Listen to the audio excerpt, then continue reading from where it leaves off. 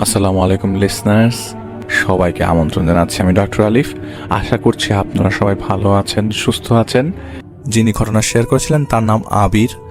আবির ভাই যখনকার ঘটনা তিনি প্রথম ফেস করেন তখন তার বয়স মাত্র 21 বছর বয়স। আমি বলেছিলাম যে তিনি যার ঘটনা শেয়ার করেছিলেন তার বন্ধুর ঘটনা মুসা।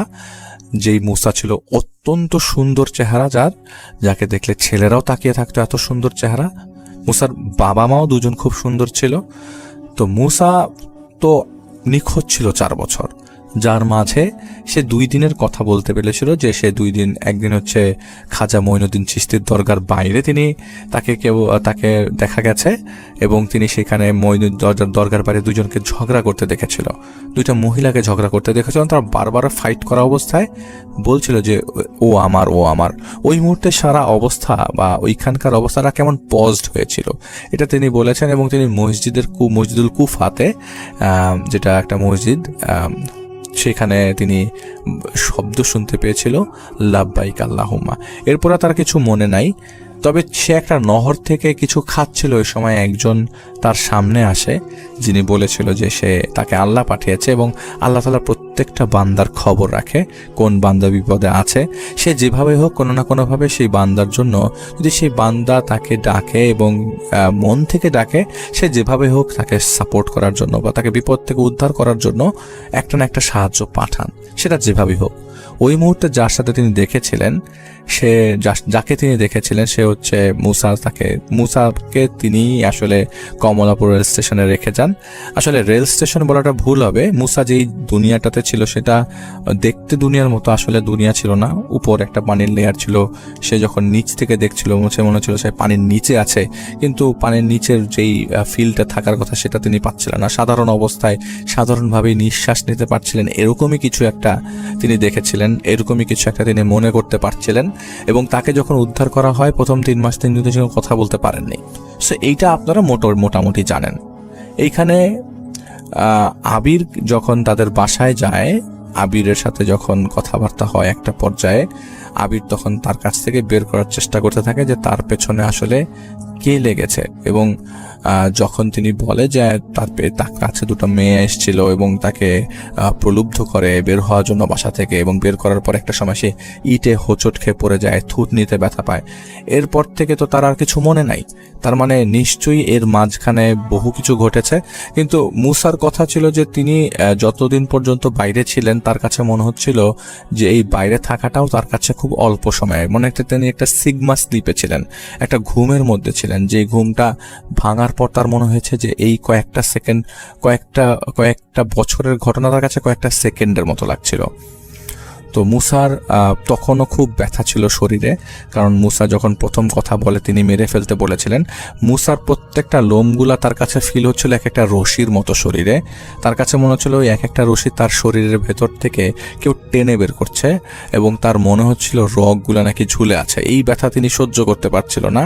আর তখন কোনো পেইন কিলার, প্যারাসিটামল বা কোনো পেইন কিলার ব্যথা যাচ্ছিল না। হাসপাতাল থেকে তাকে ঘুরিয়ে নিয়ে আসা হয় এবং হাসপাতালের মধ্যে ইনজেকশন দেওয়া হয় ব্যথার, কিন্তু কোনো ধরনের ব্যথার ইনজেকশন ইন্ট্রাভেনাসলি দিলেও তার ব্যথা কমছিল না, কোনোভাবেই কমছিল না। তো আবির বলেছে যে অবশ্যই সেটা জানা দরকার। তো আবিরের ব্যাপারে আমি ছোট্ট একটা ইনফরমেশন দিতে চাই যে সে তার ব্যাপারে আমাকে যখন কথা বলতে যাচ্ছিল, আমি কয়েকদিন আগে তার ব্যাপারে কথা বলতে চাই। তো আমি বলি যে আপনি আমাকে আপনার ব্যাপারে কিছু বলেন, আপনি কিভাবে জিনিসগুলো ফেস করছেন বা আপনি কিভাবে জিনিসগুলো দেখছেন। তখন আবির ভাই বলেছেন যে আসলে সত্যি কথা বলতে এটা বলার সাথে সাথে আমার ইন্টারনেট চলে যায়, তারও ইন্টারনেট চলে যায়। আসলে ইন্টারনেট কার চলে যাচ্ছিল আমরা বুঝতে পারছিলাম না। আমি আসলে তার সাথে কথা বলার সময় ঘরের বাইরে কথা বলছিলাম, কিন্তু আমার এখানে যে আমার যে হাবটা, সেই হাবটার পাশে দাঁড়িয়ে কথা বলছিলাম, খুব বেশি দূরে না, সেটা অনেক স্ট্রং হাব এবং সেটা আমাদের বাসার বাইরে পর্যন্ত ইন্টারনেট পাওয়া যায়। মোরলেস আমি সবসময় এভাবেই কথা বলি। কিন্তু ওই মুহূর্তে আমি না আবির সাহেবের সাথে কথা বলতে পারছিলাম না, তারও নেট চলে যাচ্ছিল। যখনই ফোনটা কেটে যাচ্ছিল দেখলাম যে আমার লাইনের নেটওয়ার্ক ফুল। এরকম হলে আমার প্রায় 20 বারের বেশি হয়। তো আমি খুব নর্মালি নেই, কারণ এরকমভাবে কয়েকবার কথা বলতে যে জাহিদ ভাইয়ের সাথে আমার হয়েছে। তো আমি তার সাথে কথা বলতে গেলাম যখন, তখন আসলে জাহিদ ভাই কেন, আমার বাবার সাথেও হয়েছে যখন কথা বলতে গেছি, কিন্তু আবির সাহেবের সাথে এটা আমার একবার দুইবারের বেশি না, কমপক্ষে 20 বারের বেশি হলো। তো আমি কথাই বলতে পারছিলাম না, আমি নিতেই পারছিলাম না কোনো ইনফরমেশন। তো আবির সাহেবকে আমি বললাম যে দেখেন হয়তো কোনো প্রবলেম হচ্ছে সিগন্যালের, আমি আপনাকে ফোন দিব না, একটা সময় করে আপনার কাছ থেকে ঘটনা শুনবো, আপনার ব্যাপারে জানবো। আবির সাহেব বললো যে দেখেন আমার ব্যাপারে তো আমি বলতেই পারি চাইলে এখনই, কিন্তু ইন্টারনেটের প্রবলেম না, ইস্যুটা হয়তো বা অন্য জায়গায় হতে পারে, আমি আপনাকে একটা ভালোভাবে একটা অবস্থা বুঝে ফোন দিব না। তো তিনি আর কয়েকদিন ফোন দিলেন না, কয়েকদিন পরে তিনি আমাকে ফোন দিলেন। ফোন দেওয়ার পরে বললেন বলে আমি আমার মসজিদ থেকে বলছি, আমার শরীর বন্ধ করা, আসলে আপনার সাথে এখন আমার কোনো ইন্টারনেটের সমস্যা নাই। তখন আমি আমাদের বাসায় তখন রাত্রে 11:30টার বেশি বাজে। তো আমি পরের দিন সকালে আমার কাজ আছে, তো আমাকে অল্প সময় যতটুকু তার কাছ থেকে ঘটনা বের করা যায় বা তিনি আমাকে বললেন যে দেখেন আলিফ ভাই, আসলে সত্যি কথা বলতে আমি তো আপনার শো শুনি না, আমাকে আব্দুর রব সাহেব আপনাকে রেফার করেছে, তিনি আপনার শো শোনেন, তো আমি আপনার শো শুনবো, কিন্তু আমার ব্যাপারে আমি জানি না আপনাকে আমি কতটুকু গুছিয়ে বলতে পারবো। তো আজকে যতটুকু আমি আপনাকে বলতে চাই ততটুকু হচ্ছে যে আমি ছোটবেলা থেকেই আসলে মুসা যেমন মাদ্রাসার স্টুডেন্ট ছিল, সে তেমন মুসার ভালো একটা বন্ধু ছিল। তো বলে যে আমি মুসাকে চিনি অনেকদিন আগে থেকেই, মুসা অনেক ভালো একটা বন্ধু আমার, কিন্তু মুসা রিলেটেড কেসটা যে আমি নিব কখনো, সেটা আমি কখনো চিন্তা করি নাই, বা আমি কখনো মুসা রিলেটেড কেসগুলো যে কখনো কাউকে ডিফাইন করবো, এক্সপ্লেইন করবো, সেটা আমি কখনো চিন্তা করি নাই। প্রথম দিন আমার কাছে, আমি রাতে ঘুমাচ্ছিলাম, আসলে রাতে ঘুমাচ্ছিলাম বলতে আমার মধ্যে নামাজের প্রবণতাটা খুব বেড়ে গেছিল সেবার। যে উনি বললেন যে আমি আসলে নানার বাড়িতে গিয়েছিলাম, আমার নানার বাড়ি মানিকগঞ্জ এলাকায়। নানা বাড়ি থেকে যখন ব্যাক করি, তো আমার কাছে মনে হয়েছে যে আমার সাথে কেউ এসছে, আমার সাথে কেউ আছে, আমি কাউকে ফিল করতে পারছিলাম। এমনও না যে আমি আগে কখনো নানার বাড়ি মানে আগে গিয়েছি, এরকম হয় নাই, কিন্তু এরকম কখনো হয় নাই যে আমি নানার বাড়িতে গেলাম বা আমার সাথে কেউ সাথে চলে আসলো। তো মানিকগঞ্জের সিংগাই বা কোনো একটা জায়গাতে তাদের নানার বাড়ি। তো যাই হোক, তিনি যখন আসলো, তিনি যখন ব্যাক করলো বাসায়, তার কাছে মনে হলো তার সাথে কেউ আছে। তিনি স্বপ্নে ঘুমাচ্ছিলেন, তিনি স্বপ্নে বললো তার সামনে একজন লোক আসলো, দরজা নক করলো, তার রুমের দরজা। তিনি দরজাটা খুললেন, খোলার পর তিনি জিজ্ঞেস করলেন আপনি কে? বললো যে ভালো আছো? আমি কে সেটা তোমার জানার দরকার নাই, আমি এমন কেউ যে তোমার সাথে থাকি। তখন আবির সাহেব বললেন যে আপনি আমার সাথে থাকেন, আমি জানি না, আপনি কেন থাকেন আমার সাথে? আমার সাথে থাকার কোনো দরকার নাই, আমি তো খুব স্পেশাল মানুষ না। সেই লোকটা বলে তুমি স্পেশাল মানুষ, তুমি স্পেশাল কারণ আমার কাছে তুমি স্পেশাল। যাই হোক, আমি তোমাকে সেটার ব্যাপারে বলতে চাই না, আমি তোমার সাথে থাকি এতটুকু জানিয়ে দিই। আমার সাথে আমি যেহেতু আছি, আমি যতদিন থাকবো বা আমি যতদিন বাঁচবো তোমার সাথে, তুমি কোনো খারাপ কিছু করতে পারবে না। তোমাকে নামাজ পড়তে হবে এবং 5 ওয়াক্ত নামাজ তোমাকে সময় মতো তার জামাতের সাথে পড়তে হবে। কাজ রেখে তুমি নামাজ পড়লে না, আমি মনক্ষুণ্ণ হব। আমি যখন মনক্ষুণ্ণ হব তখন আমি দরজা নক করব না, আমি তোমার সামনে সরাসরি আসবো এবং তোমার সামনে কোনো একটা খারাপ কাণ্ড ঘটিয়ে বসবো, যেটা আমি চাই না। আমি চাই না তোমার মনে কষ্ট দিতে। এবং তিনি দরজাটা লাগিয়ে দেয়, বলে এখন তুমি দরজাটা লাগিয়ে দাও। তো আবির সাহেবের ঘুম ভেঙে যায়। ঘুম থেকে উঠে তিনি চিন্তা করতে থাকেন কি দেখলাম। তিনি আবারও ঘুমিয়ে যায়। 3 দিন পর তার স্বপ্নে সেই লোকটা আবার আসে, একই চেহারা সেই লোক। চেহারাটা আবির সাহেব বলেছেন চেহারাটা অনেকটা তার দাদার মতো। তবে মজার বিষয় হচ্ছে যে তাদের বাসায় যে দাদার যে ছবি আছে, তার দাদাকে আবির সাহেব কখনো দেখেননি, আবির ভাই কখনো তার দাদাকে দেখেননি। জন্মের আগে, আবির ভাইয়ের জন্মের আগেই তার দাদা মারা গেছেন। তো তার দাদার চেহারার সাথে সেই বুড়ো লোকটার চেহারার বেশ মিল আছে, বেশ 60% 70% মিল আছে। তো আবির সাহেব ঘুমাচ্ছিল রাত্রেবেলা, হঠাৎ করে নাকি এই বুড়ো লোকটা তার রুমে নক করে।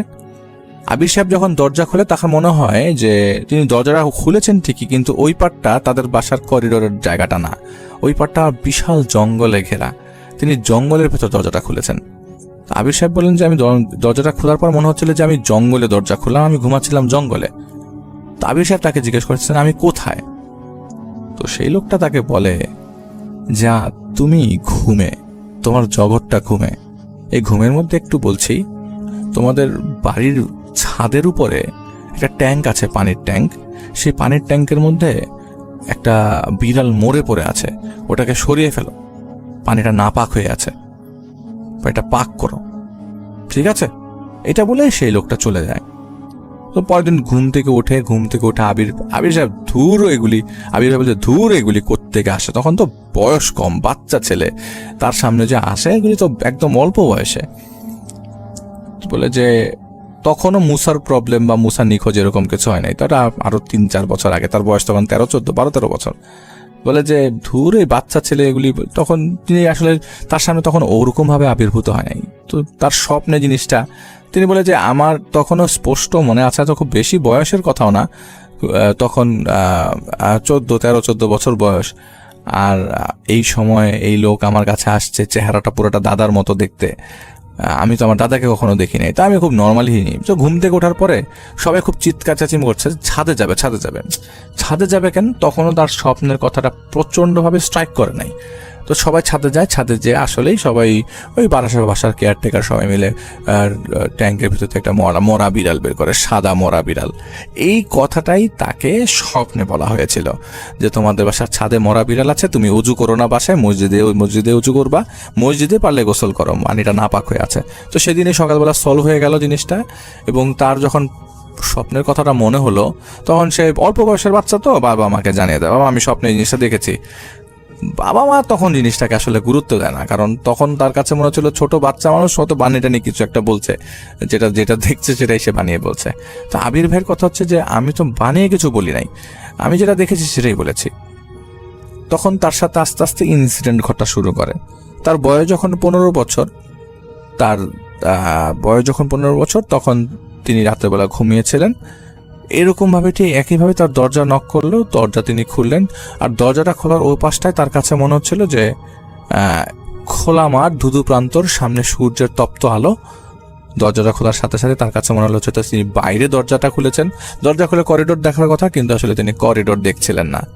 সেই ভদ্রলোক, সেই বুড়ো লোকটা তাকে সালাম দিল। সালামের উত্তর বাচ্চা ছেলে তো নিল না, বলল যে বলেন আপনি আবার কেন এসছেন? বলে যে তুমি আজকে তোমার মনটা শক্ত রেখো, এবং মনটা শক্ত রেখে চলাফেরা করো, আল্লাহকে ডেকো, বেশি বেশি আল্লাহর আমল করো, তুমি কিন্তু পছতাবে না। এবং আমার কথা স্মরণ করো না, আল্লাহর কথা স্মরণ করো সারাদিন, আমাকে ভুলে থেকো সারাদিন, আমাকে মনে করলে তুমি সমস্যার জট পাকিয়ে ফেলবে, আমাকে মনে করো না। এটা তার স্পষ্ট মনে আছে। ঘুম থেকে ওঠার পর সকালে নিউজ আসলো তার আপন ছোট খালা মারা গেছে রোড অ্যাক্সিডেন্টে। যাত্রাবাড়ির রোড ক্রস করার সময় তার আপন ছোট খালা মারা যান। শুধুমাত্র ছোট খালা মারা যান না, সাথে সাথে তার ছোট খালাতো বোনটাও মারা যান। সেটা পেপারে নিউজ এসেছিল, এবং খুব বড় বড় পেপারে নিউজ এসেছিল না, আসেনি, এতটুকু এসেছিল যে বাসের চাপায় মা মেয়ে দুজন মারা গেছে, অনেক আগের ঘটনা। তো যখন এই ঘটনাটা তিনি জানতে পান সাথে সাথেই, এবং তার খুব আদরের পছন্দের বোন ছিল, খালাতো বোন ছিল, বয়স বেশি ছিল না, মাত্র 8 বছরের মেয়ে ছিল, তার থেকে ছোট ছিল বয়সে, তো মাত্র 8 বছরের বয়স। তো খালার বোনের লাশ দেখে সে খুব ভয় পেয়ে যায়, এবং সারাটা দিন সে খালি ওই লোকটার কথা চিন্তা করতে থাকে যে এই লোকটা তো আমাকে স্বপ্নে বলে গেল যে আমার কথা বেশি ভেবো না।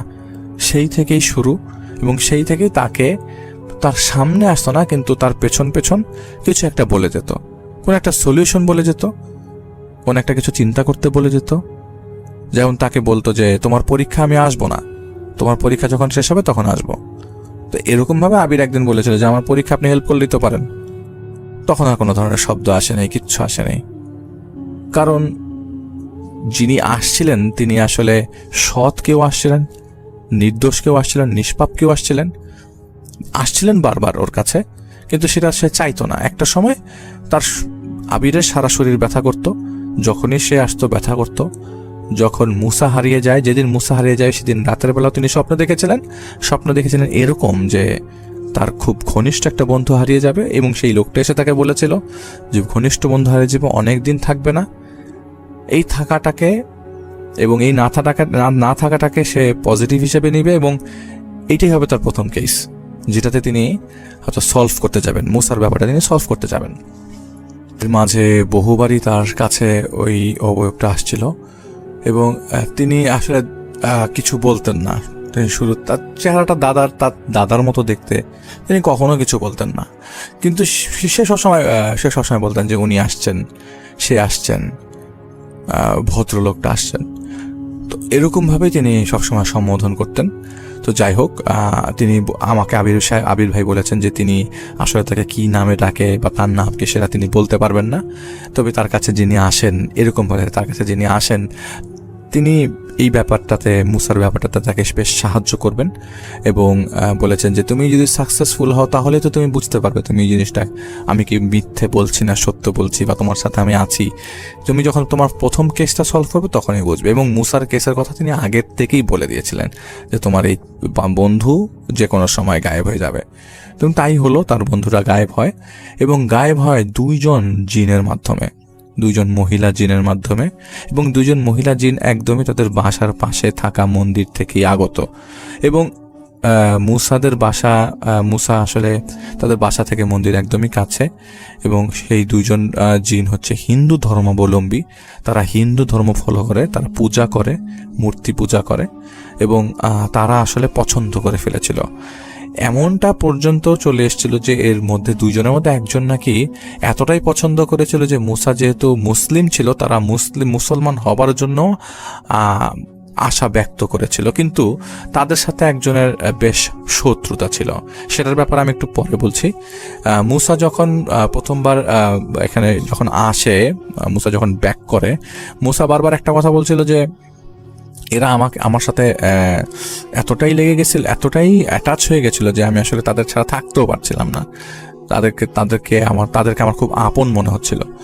তো আবির ভাই বলেছে যে আসলে তারা বেশ ভালো করেই বশ করে ফেলেছিল। আবির ভাই কানে কানে কথা বলছিল, এবং ওই মুহূর্তে যখন আবির ভাই ফিল করছিল যে ওই বাসার মধ্যে হয়তো মনে হচ্ছিল যে কর্নার টু কর্নার এমনভাবে কেউ মুভ করছে, মনে হচ্ছে যে একটা সাপ, যদি অজগর সাপকে যদি দেয়ালের মধ্যে ছেড়ে দেওয়া হয় সে যেভাবে মুভ করবে হয়তো বা সেভাবে মুভ করছে, এরকম একটা খচাত খচাত শব্দ আসছিল মুভ করার, এবং সেটা খুব পরিষ্কার শুনতে পাচ্ছিল, এবং হিস হিস শব্দ আসছিল, মনে হচ্ছিল সাপের শব্দ, ফোনা তোলার শব্দ, এরকম কিছু একটা। আবির ভাই বলছে যে আমার সাথে যিনি ছিলেন তিনি বলছিলেন যে ওর সাথে বেশিক্ষণ কথা বলতে না, ওকে যত বেশি প্রেশার দেওয়া হবে ও তত বেশি ভুলে মিস ইনফরমেশন দিবে। যতটুকু ইনফরমেশন পেয়েছো ততটুকুই থাকো, তুমি একটু আর এই মুসাদের বাসার পাশে যে মন্দিরটা আছে সেই মন্দিরটার আশপাশে একটু ঘুরে দেখো, মন্দিরের ভেতরে প্রবেশ করো না, একদমই না। তো আবির ভাই আশপাশে, মন্দিরের আশপাশটায় বেশ কয়েকটা রাবার গাছ ছিল, কিছু কাঁঠাল গাছ ছিল। তো আবির ভাই সেগুলো খেয়াল করে, এবং মন্দিরের গেট দিয়ে যে কয়জন মানুষ যতবার ঢুকেছে সে ভালো মন্দিরের গেট দিয়ে উকি দিয়েছে মন্দিরের ভেতরে কি আছে।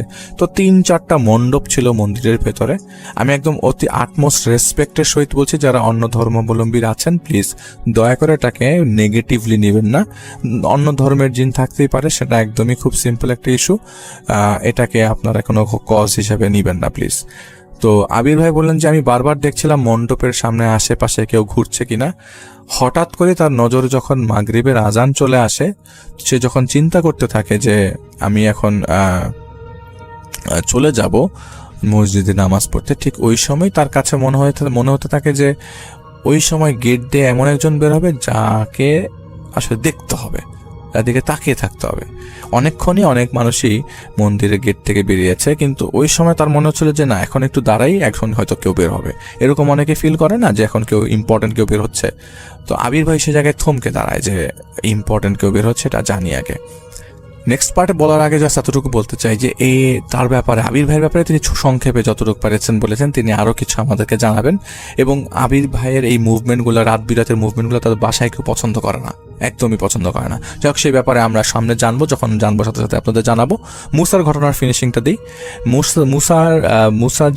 মুসা ভাইয়ের যে সাথে যে দুজন মহিলা জিন ছিল, তারা যখন বের হচ্ছিল মনে হচ্ছিল যে দুই মেরুর কেউ, কিন্তু দুইজন মহিলা অবয়ব মন্দির থেকে বের হচ্ছিল, এবং তারা আবির ভাইকে স্পষ্ট দেখে আবির ভাইয়ের পেছনে গেট বরাবর হেলান দিয়ে দাঁড়িয়ে যায়। আবির ভাই কিছু না দেখে মসজিদের দিকে রওনা দেয়। মসজিদ একদমই পাশে, মন্দির থেকে 5 মিনিট লাগে হেঁটে যেতে মসজিদে। তো মসজিদে নামাজ পড়া শেষ করে মসজিদের ভেতর থেকে তিনি তার শরীরটা বন্ধ করে আবারও মন্দিরের সামনে আসে, এবং চিন্তা করে আমি এসা পর্যন্ত দাঁড়াবো, আমি দেখবো ওরা কি করে। তো তিনি দেখেন যে ওই যে দুইজন মন্দিরের গেটের সামনে হেলান দিয়েছিল তারা ওই সময় গেটে নাই, এবং তারা 3টা মণ্ডপের মধ্যে মাঝখানের মণ্ডপ বরাবর একটু বড় সাইজের কেউ দুজন, সারা শরীর ভর্তি লোম দিয়ে ঢাকা, কিন্তু মাথাটা ঢাকা পুরা ওড়না টাইপের কিছু, সেই পাতলা ওড়নার মাঝে তার কাছে মনে হচ্ছিল যে লোমশ দুটো শরীর মন্দিরের সামনে বসে আছে। এবং দুইজন এমনভাবে ঝগড়া করছে যে দুটো কুকুর যেভাবে ঝগড়া করে ঠিক সেরকম ভাবে। এখন আবির ভাই মন্দিরে ঢুকতে পারছিলেন না, হঠাৎ করেই পেছন থেকে কেউ শব্দ করে বলল, আস্তে করে বলল যে তুমি মন্দিরের ভেতরে ঢোকো। তো ইস্তেগফার করতে করতে সে মন্দিরের ভেতর ঢোকার পরে একটা পর্যায়ে সে মন্দিরটা ঠিক একদম যে মণ্ডপটার সামনে যে দুজনকে দেখেছিল সেই মণ্ডপ বরাবর যায়। ওই মুহূর্তে তারা ওই জায়গায় ছিল না, আবির ভাই যাওয়ার পরে তারা ওই জায়গা থেকে মুভ করে চলে যায়। সাথে সাথেই যখন তিনি ওই জায়গাটায় যায় উপস্থিত, ওই জায়গায় দেখেন যে অনেকগুলো লোম পড়ে আছে, আর কিচ্ছু না। তো ওখানে মন্দিরের পুরোহিতের সাথে সে দেখা করে, আবির ভাই দেখা করে বলে যে আপনি কি এখানে কিছু ফিল করতে পারেন, কোনো টেম্পারেচার ফিল করতে পারছেন? এখন তো অনেক গরমের সময়, কিন্তু আমি অত ঠান্ডা ফিল করছি কেন? এটা জাস্ট কিউরিসিটি বেসিসে জিজ্ঞেস করলো মন্দিরের পুরোহিতকে। মন্দিরের পুরোহিত আর কোনো কথা বললো না, তার দিকে জাস্ট একটু ডিফারেন্ট আঙ্গিকে তাকে সে পুরোহিত এখান থেকে চলে যায়। তো উনি মন্দির থেকে বের হয়, দেখে যে ওদের বাসা থেকে মুসার বাসা থেকে ওখান থেকে মন্দির থেকে মুসার বাসা দেখা যায় একদম পরিষ্কার। বাইরে থেকে নিচ থেকে বেয়ে দুজন লোমশ, মাথাটা ঢাকা, কোন একটা কাপড় দিয়ে ঢাকা, তারা বেয়ে উপরে উঠছে, অনেকটা মাকড়সার মতো বেয়ে উপরে উঠছে ফ্ল্যাটের উপরের দিকে, মানে বিল্ডিংটা বেয়ে উঠছে। তো ওদের বাসাটার পুরাটা রং করা ছিল না, তো পুরো বাসাটা প্লাস্টার করা ছিল। তো কিছু কিছু জায়গায় ইটও আছে, সে জায়গায় প্লাস্টার সম্পূর্ণ হয় নাই। তো উনি পরিষ্কার দেখতে পাচ্ছিল যে ওই পাশটায় কেউ উপরে উঠছে। তো আবির ভাই সাথে সাথে মুসাদের ভাইদের বাসায় যায় বলে যে আমি কিছুক্ষণ থেকে চলে যাব। তো ওই সময় মুসা ভাই নাকি কেমন একটা কথাবার্তা বলছিল যে তোমরা কোথায়, তোমরা আসছো না কেন, তোমরা আসো, আমি অপেক্ষা করছি, এই ধরনের কথাবার্তা বলছিল। কিন্তু কথাবার্তাগুলো পরিষ্কার ছিল না, মনে হচ্ছে যে হয়তো মাথায় কোনো সমস্যা আছে, কথাবার্তা জড়িয়ে যাচ্ছে, অথবা কোনো মানুষ যখন কথা বলতে পারে না, কথা বলতে চায়, ঠিক সেরকম একটা ওইরকম একটা ভয়েস টোন আসছিল মুসা ভাইয়ের মুখ থেকে। আবির ভাই বলে, তুই কি অবস্থা, কেমন আছিস? সেই বলে মুসা ভাইয়ের মাথায় হাত দিয়ে সাথে সাথেই মুসা ভাইকে বন্ধ করে ফেলে। এবং সাথে সাথেই আবির ভাই বলে যে আমি সাথে সাথেই অ্যাটেম্প্ট নিলাম পুরো বাড়িটা বন্ধ করার জন্য, কারণ বাড়িটা বন্ধ করার ওই মুহূর্তে বন্ধ ছিল না, কেন জানি ছিল না, সেটা আবির ভাই আমাকে বললেন না, কিন্তু সে আগে একবার বাসা বন্ধ করেছিল। সাথে সাথে বাসাটা বন্ধ করার সাথে সাথেই বোঝা যাচ্ছিল যে বাড়ির চারিপাশে কেউ একজন এখন ঘুরপাক খাচ্ছে, এখন আর কেউ বুঝাই যাচ্ছে যে ঘুরপাক খাচ্ছে। এটা শুধুমাত্র আবির ভাই একাই বুঝতে পারছিল, আর কেউ বুঝতে পারছিল না। মনে হচ্ছিল যে বাড়ির চারিপাশে টর্নেডো হচ্ছে, মনে হচ্ছে বিল্ডিংটা এখনই ঘোরা শুরু করবে। আবির ভাই বললো যে আমি এখন বের হলে এরা আবার ডিস্টার্ব করতে থাকবে, বেরোতে হবে। তো আবির ভাই বাসা থেকে বের হয়ে গেলেন, এবং বের হয়ে হাঁটতে বাসায় যাবেন। বাসায় যাওয়ার পথে তিনি চিন্তা করছিলেন যে তাহলে এটাকে সলভ করা যায় কিভাবে। তো এখান থেকে বলছে যে এরা যে দুজন এখানে এসছে, এরা দুজনই চায় আসলে মুসাকে নিয়ে যেতে এখান থেকে। তারা যেহেতু অ্যাটেম্প্ট নিয়েছিল একবার নিয়ে যাওয়ার, তারা আর একবার অ্যাটেম্প্ট নিতে পারে, তবে তুমি এবার অ্যাটেম্প্টটা নেওয়ার আগেই তুমি অ্যাটেম্প্ট নিয়ে ফেলো। কোন একটা জায়গায় ওরা বেশ বড় সড়োভাবে ওকে আটকে রাখার জন্য কিছু একটা করেছে, যেটা একটা ছোট্ট জর্দার কৌটার মধ্যে কিছু রাখা, সেটা একটা পানির নিচে আছে, এবং এটা তার বাসা থেকে 35 মাইল দূরে একটা পুকুরের মাঝখানে ফেলে রাখা আছে। সেটার এক ডুব দিয়ে নিয়ে আসতে হবে, বের করতে হবে। এটা সাধারণভাবে কোনো জিনদের খেলা না, এটা একজন মানুষকে করতে হবে। আবির ভাইকে বলা হলো যে তুমি ওর পরিবার কাউকে কিছু জানাতে পারবে না, এবং ওর পরিবার যদি জানে এটা এভাবেই জানবে যেটা আল্লাহর তরফ থেকে হয়েছে, ঠিক হয়ে গেছে মুসা একদম নর্মাল হয়ে গেছে। এটা তুমি ওদেরকে বলবে না যে তুমি অমুক পুকুরে গেছো বা কিছু একটা, তুমি জানাবে না। তুমি তোমার মিরাকেল দেখো এবং আল্লাহ তাআলা কিভাবে জিনিসটাকে সেভ করে দেন ইনশাল্লাহ সেটা দেখো। এটা বলার পর সাথে সাথেই মুসাকে ওই আবির ভাইকে বললো যে তুমি অমুক এলাকায় যেতে হবে এবং তুমি তোমার বাসায় ব্যাপারে কাউকে কিছু বলতে পারবে না, এটা তুমিই জানো। আর তুমি জানো মানে তুমি, এটা ছাড়া কেউ জানবে না, মুসাও জানবে না এবং কখনোই জানবে না। তুমি যদি কখনো জানিয়ে দাও মুসাকে, তাহলে তুমি আর পরবর্তীতে কোনো কাজ আমার কাছ থেকে এই ধরনের এইভাবে আমি তোমাকে কিছু বলতে পারবো না, বা আমার বলার মতো কোনো এখতিয়ার থাকবে না। তো আবির ভাই কিছু বললেন না, কারণ নর্মালি তিনি ওই অবয়বটার কথার উত্তর তেমন একটা দেন না, খালি শুনেন। তো যেহেতু মুসা রিলেটেড কেস এবং জিনিসটা যেহেতু একটা সলভের ওয়ে আসলো যে এরা তো আসলে কোনো চালান দেওয়া জিন না, এরা দুজন হচ্ছে এদেরকে পছন্দ করা জিন। চালান দেওয়া জিনের হিসাব আলাদা, চালান দেওয়া জিনকে আসলে উনি রাখতেই চান না, মেরেই ফেলতে চান। আর সত্য কথা বলতে যে এই ধরনের কথাবার্তাও তিনি বলেননি, যেহেতু আবির ভাই আমাকে যতটুকু হিন্দি ততটুকুই বুঝতে পারলাম। পরে একটা কবরস্থানের পাশে একটা পুকুর ছিল 35 মাইল দূরে, সেই কবরস্থানের পাশে সেই পুকুরটা আসলে খুব বেশি বড় পুকুর না, এটা ছোট্ট পুকুরও বলা যায় না, এটা পানি তোমাকে মাটি কেটে পানি মানে কোনো মতে পানি জমিয়ে গেছে, এটা খুব বেশি বড় না, এটা একদমই ছোট, হাঁটা যাবে এটার মাঝখান দিয়ে। কিন্তু যখন আবির ভাই সেইটার মাঝখানে ঢুকলো, তার কাছে মনে হচ্ছে কোমর সমান পানি, কিন্তু যখন মাঝখানে তিনি যান তিনি আর ঠাউর পেলেন না। আর আবির ভাই খুব বেশি লম্বা মানুষও না, কিন্তু তিনি ওই জায়গায় গেলে দাঁড়াতে পারতেন, মানে ঠাই পেতেন, কিন্তু পাচ্ছিলেন না। তিনি যখন নিচে ডুব দিলেন, তিনি আসলে বুঝতে পারছিলেন না কোন পাশে সেই কৌটাটা রাখা আছে। কিন্তু যখনই তিনি ডুব দিলেন, তার কাছে মনে হলো তাকে কেউ মাটির নিচে নিয়ে যাচ্ছে টান দিয়ে, মনে হচ্ছিল তাকে হ্যাচকা টান দিচ্ছে। ওই মুহূর্তে সেই কৌটাটাই পাহারা দেওয়ার জন্য হয়তো বা অনেকজন জিন দাঁড়িয়েছিল। তার কাছে মনে হচ্ছিল পানির নিচ থেকে অসম্ভব চিৎকার আসছে, কেউ চিৎকার করছে। সেই চিৎকারটা মনে হচ্ছে যে একসাথে 4-5টা মুখ জোড়া দেওয়া চিৎকার আসছে। আবির ভাই এক ডুবে নিয়ে আসার অ্যাটেম্প নিলেন, কিন্তু নিয়ে আসতে পারেননি। তখন উনি বললেন যে না, তুমি আরেকটা ডুব দাও, দেখো ইনশাল্লাহ আল্লাহর নামে ডুব দাও, হয়ে যাবে, কিন্তু এই ডুবে তুমি মিস করতে পারবা না। তো তিনি একটা বুদ্ধি আটলেন যে আমি আগে ফিল করি, যেহেতু পানিটা বেশি না, আমি আশেপাশে আগে ফিল করি না যে আমার পায়ের সাথে কিছু আটকায় কিনা। কিন্তু ওই যিনি ছিলেন তিনি বলছিলেন যে না, তোমাকে ঠিক ওই জায়গাটায় দিতে হবে, ওই জায়গায় তুমি পা দিয়ে আসলে ঠাই পাবে না। ঠিকই ওই জায়গায় ঠাই পেল না, এবং আবির ভাইকে এক ডুবে নিয়ে আসা হলো। আবির এক ডুবে নিচে যেতে হলো, এবং কিছুক্ষণ কাদা মাটি সরানোর সাথে সাথেই তিনি একটা ছোট্ট টিনের কৌটা পেয়ে গেলেন, জর্দার কৌটা। তিনি উপরে আসলেন, উপরে উঠে এসে জর্দার কৌটাটা সরানোর আগেই বললেন, কি ব্যাপার, আমি যে পানির নিচে ডুব দিলাম, এত কিছু নিয়ে আসলাম, আমি তো সাঁতারই পারি না। তো তার কাছে মনে হচ্ছিল যে সামথিং মিরাকল ইজ হ্যাপেনিং, কারণ সে তো সাঁতার জানে না, আবির সাহেব তো সাঁতার জানে না, তবে কিভাবে পানির নিচে ডুব দিল। তো সেই কৌটাটা খুলে একটা কাগজ পায় এবং 2টা তাবিজ পায়। 2টা তাবিজই তাকে ধ্বংস করতে হলো। ধ্বংস করে আসলে হাতুড়ি দিয়ে পেটে 2টা তাবিজই ছিল তামার তাবিজ, সেগুলোকে চ্যাপটা করে আগুনে পুড়িয়ে ফেলার। আগুনে পোড়ানোর সাথে সাথে মনে হচ্ছিল আগুন আরো একটু বেশি ধূপ করে জ্বলে উঠলো। মনে হচ্ছিল যে অনেক সময় আগুনের মধ্যে আপনারা যদি কেরোসিন দেন, সেটা একটু ধূপ করে জ্বলে ওঠে, সেরকম মনে হলো যে তাবিজটা দেওয়ার সাথে সাথে সেটা আরেকটু বেশি পাওয়ারফুল হয়ে গেল। তো ওইটা দেওয়ার সাথে সাথে কেমন একটা চিৎকারের মতো শব্দ আসলো, আর কিছু শোনা গেল না। এবং আবির ভাই বারবার চিন্তা করতে লাগলো যে আমি তো সাঁতারই পারি না, কিভাবে ডুব দিলাম। মানে একটা ডুব দেওয়ার পর, খুব বেশি বয়স না তো, জিনিসটা বারবার মাথায় স্ট্রাইক করছিল। বাসায় আসে, সেদিন ঘুমায়। 3-4 দিন পরে মুসা ভাইদের বাসায় যায়। সে বাসায় যাওয়ার পর দেখে মুসা ভাই ডাইনিং টেবিলে বসে খাচ্ছে, যে লোক রুম থেকে বেরোচ্ছিল না।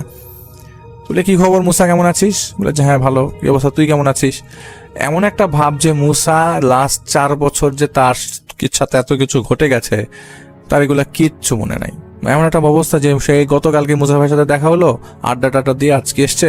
আজকে বলে, কি খবর দোস্ত? এবং মুসা ভাই কিছু জানেও না, আবির ভাই কিছু বলেও নাই। আবির ভাই জিজ্ঞেস করছে, আন্টি কি অবস্থা, মুসা আজকে এত ফ্রেশ লাগছে? বলে যে ও তো গতকালকে থেকে প্রচন্ড ফ্রেশ, একদমই খুব নর্মাল আচরণ করছে। একটু বমি করেছে কয়েকবার, বমির সাথে রক্ত গেছে, কিন্তু আমি জানি না সেটা কিসের বমি। আমি ডাক্তারও দেখিয়েছিলাম, তো ওরা তেমন কিছু বলে নাই, বলছে যে সবকিছু নর্মাল। এর মধ্যে টেস্টও করেছে, টেস্টের রিপোর্টও নর্মাল এসছে। তো তখন আবির ভাই বলে যে আচ্ছা ঠিক আছে, সমস্যা নাই। তো কথাবার্তা বলে সেদিন চলে আসে। তো আবির ভাই আমাকে বেশি কিছু বলতে পারেনি, লাইনটা পট করে কেটে গেল আমার সাথে, মানে কথা বলা অবস্থায় লাইনটা কেটে গেল। এরপরে আমি তাকে খুঁজে পেলাম না, তার নাম, মোবাইল ফোন বন্ধ, সবকিছু বন্ধ, আমি আর পেলামই না তাকে। হয়তো সে কন্ট্যাক্ট করবে আমার সাথে আবারও, তবে এতটুকু বুঝতে পারলাম যে লাইনটা কাটাটা খুব একটা সাধারণ কাটা না, এটা একটা অসাধারণ জিনিস। অনেকে আমাকে বলছেন আলী ভাই আপনি শরীর বন্ধ করে নিন এই ঘটনা শোনার সময়, তো আমিও চেষ্টা করবো শরীর বন্ধ করে নেওয়ার। যদি কোনো বিপদ ঘটে, আমি জানি না বিপদ ঘটবে কিনা, তবে আমি তো জাহিদ ভাইয়ের সাথে কথা বললাম, আমি জাহিদ ভাইকে জিজ্ঞেস করলাম জাহিদ ভাই এরকমভাবে কি কেউ হারানো সম্ভব? জাহিদ ভাই বলে যে ওনাদের মুভমেন্ট এত সুপারসনিক, এত পাওয়ারফুল, এরা যখন মুভ করে এক জায়গা থেকে আরেক জায়গায় খুব জোরে পাওয়ারফুলি মুভ করে, তো কোনো কিছু মনে রাখা খুব ইম্পসিবল, এত ফাস্ট মুভ করে। যেমনটা আমির সাহেবের কথা তিনি বলেছেন যে আমির সাহেব মাঝে মধ্যে সৌদি আরব থেকে যখন ফেরেন তখন 9 মিনিটে ফেরেন এবং এত জোরে ফেরেন যে তিনি নিজেকে কন্ট্রোল করতে পারেন না, তখন এসে বাড়ি খায় অথবা পড়ে যায়, টায়ার্ড হয়ে যায়। তো এইখানেও জিনিসটা এরকম যে এত মুভমেন্ট যদি হয়ে থাকে, বা হতেও পারে, অসম্ভব কিছু না, মায়া না সব কিছু, যদি মুভমেন্ট হয়ে থাকে তাহলে মনে রাখাটা অসম্ভব। মানে মনে রাখা সাথে সাথে মনে রাখা যাবে এরকম না, মনে রাখাটা অসম্ভব। টায়ার্ড থাকবে, মনে রাখা সম্ভব না। আর এটা একদম পসিবল যে তারা এক জায়গা থেকে আরেক জায়গায় তাদেরকে নিয়ে যেতে পারে। তো আবির ভাইয়ের কাছ থেকে আমি আরো কিছু শুনবো, এবং আবির ভাইয়ের ব্যাপারে আমি বললাম না যে আমাদের লাইন কেটে যাচ্ছিল, পারছিলাম না বারবার।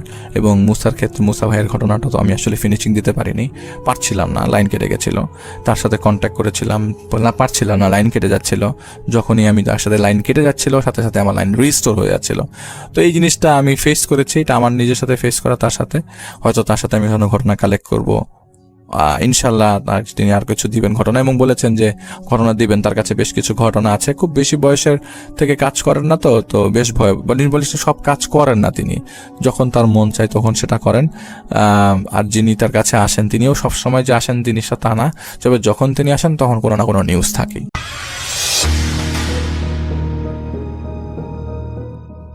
তো রাসেল ভাই ফার্স্ট যেটা শুরু করব সেটা আমি আমাদের রাজবাড়িরই ঘটনা, সেটা দিয়ে শুরু করব।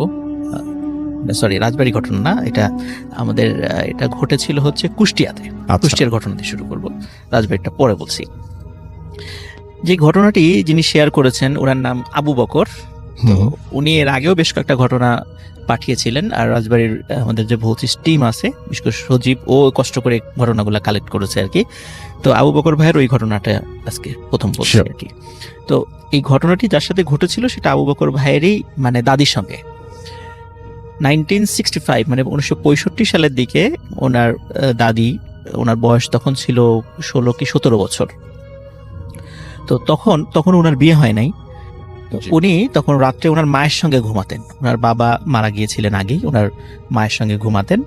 তো ওনার বর্ণনা অনুযায়ী, মানে ওনার দাদির বর্ণনা অনুযায়ী, মানে গভীর রাত্রে উনি হঠাৎ স্বপ্ন দেখছিলেন যে উনি, আমরা অনেক সময় যে রাসেল ভাই বোবা ভূতের কথা বলি, যে আমরা ঠিক বুঝতে পারছি যে আমি শুয়ে আছি কিন্তু আমি হাত পা নাড়াতে পারছি না, এরকম একটা বিষয় ঘটে আর কি।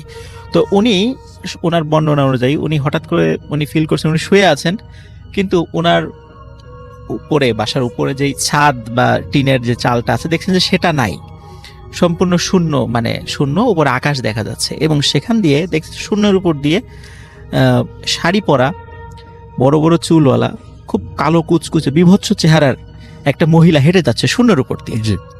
ওইটা দেখার পরে উনি স্বপ্নেই মানে বলছেন যে কি বিভৎস চেহারা এই মহিলাটার।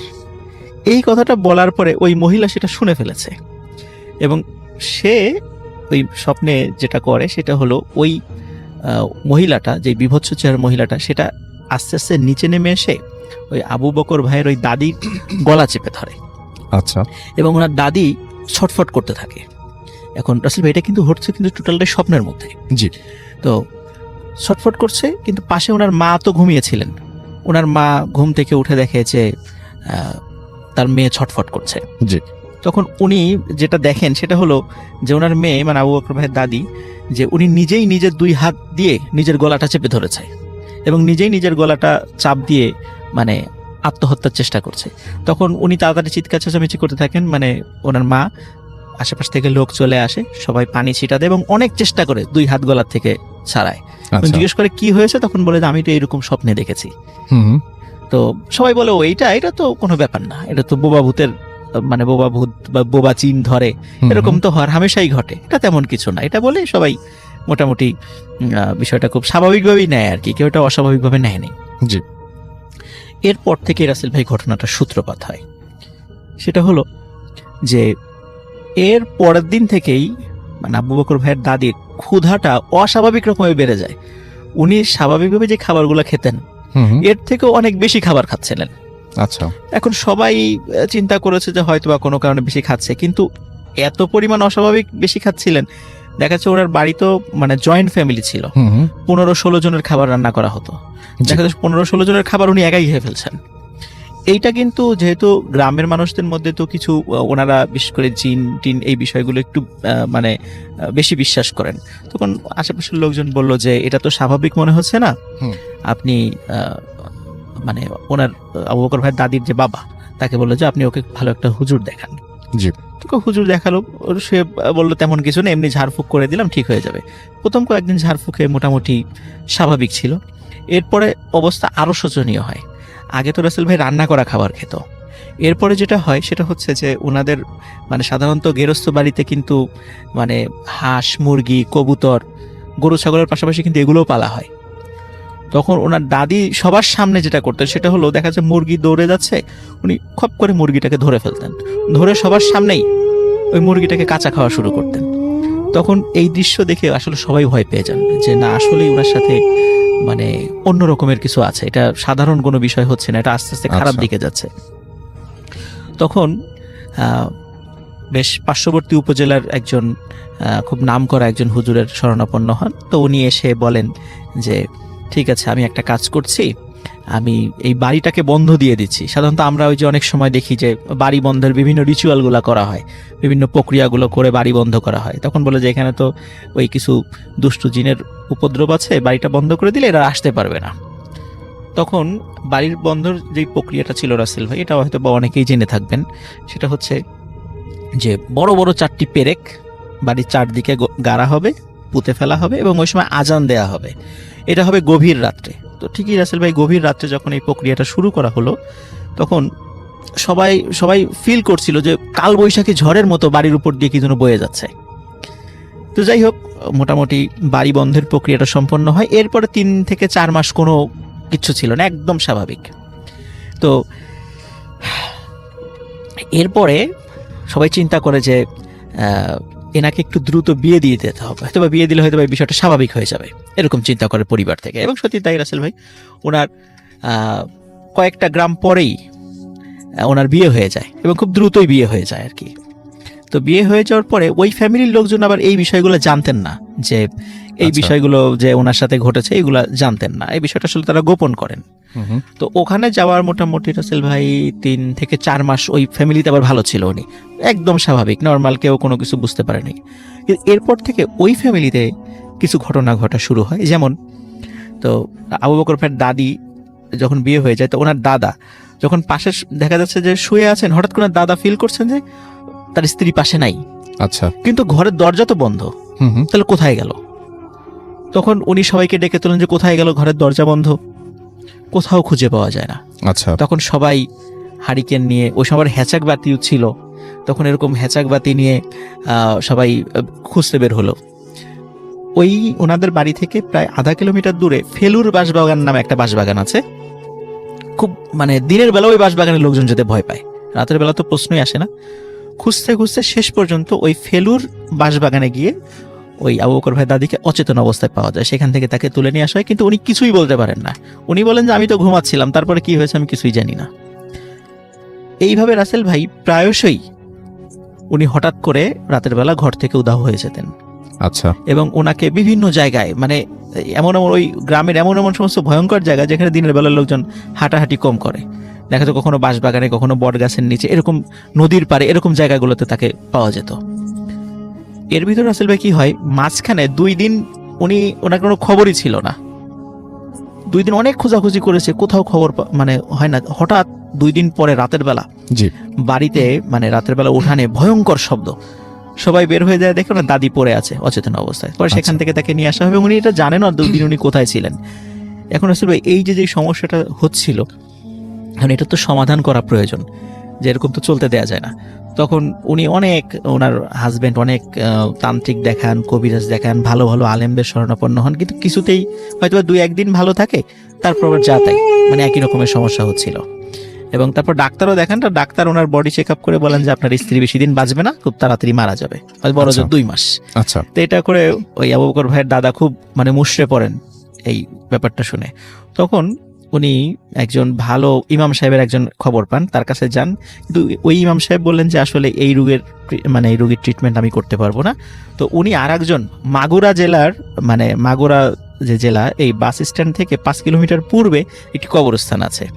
তো ওই কবরস্থানের পাশে একটা মসজিদ আছে, ওই মসজিদের একজন ইমাম সাহেবের ঠিকানা দেন যে ওইখানে যান, হয়তো উনি এই ট্রিটমেন্টটা করতে পারবেন। তো ওনারা সত্যি সেখানে যান। তো ইমাম সাহেবকে দেখে আসলে খুবই অবাক হন ওনারা। ইমাম সাহেবের বয়স মানে 20 বছরেরও কম, একদম ইয়াং একটা তরুণ বয়সের একটা ইমাম সাহেব। এখন ওনারা বলছেন যে এত বড় বড় তান্ত্রিক কবিরাজ দিয়ে কোনো কাজ হলো না, এই বাচ্চা একটা ছেলে, এর দিয়ে কি কাজ হবে? তো ওনারা খুবই মানে হতাশ হয়ে যান। তারপরে বলেন যে এই এই সমস্যা, কিন্তু ওই বাচ্চা যে ইমাম সাহেব উনি এটা রাজি হন না কাজটা করতে, বলে যে না এই কাজটা আমি আসলে করতে পারবো না, আপনারা চলে যান, এটা আমি করব না। আচ্ছা, কেন অত ব্যাখ্যা টেখ্যা দেন নাই। তো ওনারা ফিরে যান, আর ওনারা অতটা গুরুত্ব দেন নাই যে আসলে করতে চাচ্ছে না, ঠিক আছে। কিন্তু যখন ফিরে যান আবার ওই আগের ইমাম সাহেবের কাছে, তখন বলে যে আপনারা ওনার কাছে আবার যান, এইটার যদি ট্রিটমেন্ট কেউ করতে পারে তাহলে এই পারবে, এবং গিয়ে করতে না চাইলে আমার পরিচয় দেবেন। তখন তারা ওখানে যান এবং গিয়ে ওই ইমাম সাহেবের পরিচয় দেন। আসলে রাসেল ভাই যে ইমাম সাহেব ওই ইমাম সাহেবের কাছে পাঠিয়েছিলেন, তো ওই ইমাম সাহেবের ছাত্র হলো ওই যে বাচ্চা ইমাম সাহেব, মানে তরুণ ইমাম সাহেব, যে মানে আসলে উনি ওনার ওস্তাদ তার ছাত্র কাছে পাঠিয়েছে।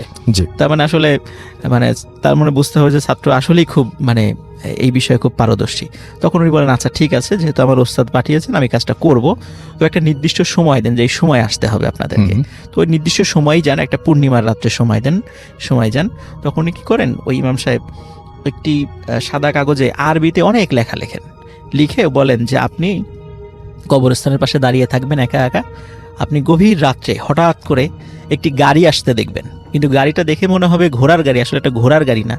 এই ঘোড়ার জায়গায় দেখবেন বড় আকৃতির 2টা কুকুর আছে, মানে এই গাড়িটা টেনে আনে 2টা বড় আকৃতির কুকুর। তো আপনি এই গাড়িটার সামনে আসার পরে আপনি ভয় পাবেন না, আপনি সালাম দেবেন। দেখবেন যে ওখানে পালকিতে, মানে গাড়ির পিছনে যে পালকির মতো একটা জায়গা আছে, মানে ওখানে কোনো একজন লোক বসা আছে, কিন্তু তাদের চেহারা দেখার আপনার দরকার নাই, আপনি ওখানে গিয়ে তাদেরকে সুন্দর করে একটা সালাম দিবেন। তখন সত্যি রাসেল ভাই গভীর রাত, উনি একা একা দাঁড়িয়ে আছেন। বেশ অনেকক্ষণ পরে সত্যি ওই গাড়িটা চলে আসে, কিন্তু ওই গাড়িটা দেখে উনি মারাত্মক ভয় পান, কারণ ভয়ঙ্কর আকৃতির 2টা কুকুর, এবং গাড়ির সামনে আবার 2টা লোক, মানে অনেক লম্বা 2টা লোক হেঁটে আসছিল। কিন্তু উনি দাঁড়িয়ে আছেন, ওই লম্বা লোক 2টা তাদের ওনাকে দেখে কিছু বলে নাই, কিন্তু গাড়ি যখন ওনার কাছাকাছি চলে আসে তখন উনি লম্বা করে একটা সালাম দেন। তখন হঠাৎ করে সব গাড়িটা দাঁড়িয়ে যায়, আর এক চুলো নড়ে না। তখন ভিতর থেকে একটা কণ্ঠস্বর ভেসে আসে, মানে ওয়ালাইকুম আসসালাম বলে যে আপনি কি চান, ভিতর থেকে কণ্ঠস্বরটা আসে। এবং ওনার ভাষ্য অনুযায়ী যে একটা পুরুষের কণ্ঠস্বর, এবং কণ্ঠস্বরটা এত সুন্দর এবং এত মোলায়েম যে ইতোপূর্বে উনি কখনোই এত সুন্দর কণ্ঠ শোনেন নাই। ভিতর থেকে এই শব্দটা আসে। তখন বলেন যে এই যে ইমাম সাহেব একটা চিঠি পাঠিয়েছেন আপনার জন্য। বলে আচ্ছা ঠিক আছে, আপনি চিঠিটা দিয়ে যান। তখন ওই পালকির মতো ওই জায়গার ভিতর থেকে হাত বের করে। তখন দেখে যে হাতটা অনেক বড়, মানুষের মতোই হাত, কিন্তু হাতটা মানে এতটা সাদা, মানে সাধারণত এত সাদা হাত সচরাচর হয় না। আচ্ছা, তো শুধু হাতটা বের করে হাতে চিঠিটা দেন। তখন উনি ওই অবস্থায় দাঁড়িয়ে থাকেন সবাই। তখন চিঠিটা পড়েন উনি ভিতর থেকে, ওনার বর্ণনা অনুযায়ী ভিতর থেকে পড়েছেন। তখন বলেন আচ্ছা ঠিক আছে, আপনি বাসায় চলে যান, আপনার সমস্যার সমাধান হয়ে যাবে বলে দেয়। তারপর ওনারা ওই গাড়িটা আবার চলে যায়। ওনারাও পরে ইমাম সাহেবকে বলেন কি ঘটনা ঘটেছিল, বলে আচ্ছা ঠিক আছে তাহলে আপনার বাসায় চলে যান, সমস্যার সমাধান হয়ে যাবে, কিন্তু একটা ডেট দিয়ে দেন যে এই ডেটে, আজ থেকে 3 দিন বা 7 দিন পরে এই ডেটে আপনারা কেউ ঘর থেকে বের হবেন না। তো ওনারা বাসায় চলে যান, ঠিক ওই ডেটে কেউ ঘর থেকে বের হয় না। রাত যখন মানে 12টা ঠিক পর, মানে মধ্যরাত্রে হঠাৎ ভয়ঙ্কর সব শব্দ, চিৎকার চেঁচামেচি, আর্তনাদ, মনে হয় যে কাউকে মেরে ফেলা হচ্ছে এরকম শব্দ। তো ঘরের চালের উপরে ধূপধাপ শব্দ, এরকম হঠাৎ শব্দ হতে থাকে, কিন্তু ওনারা কেউ ঘর থেকে বের হচ্ছে না।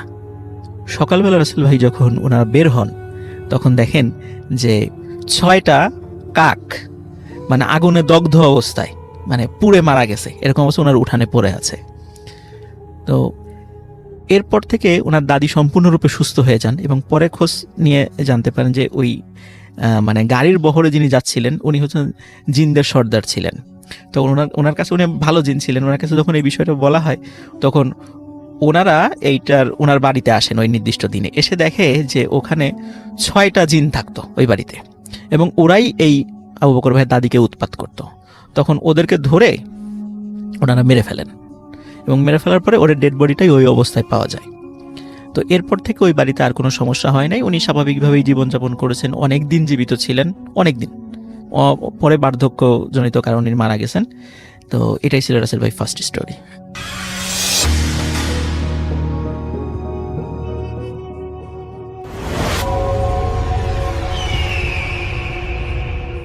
আসসালামু আলাইকুম লিসনার্স, সবাইকে আমন্ত্রণ জানাচ্ছি আমি ডক্টর আলিফ। আশা করছি আপনারা সবাই ভালো আছেন, সুস্থ আছেন। এই ঘটনাটা আমি আপনাদেরকে অলরেডি জানিয়েছি যে ঘটনা কোন জায়গা থেকে এসছে।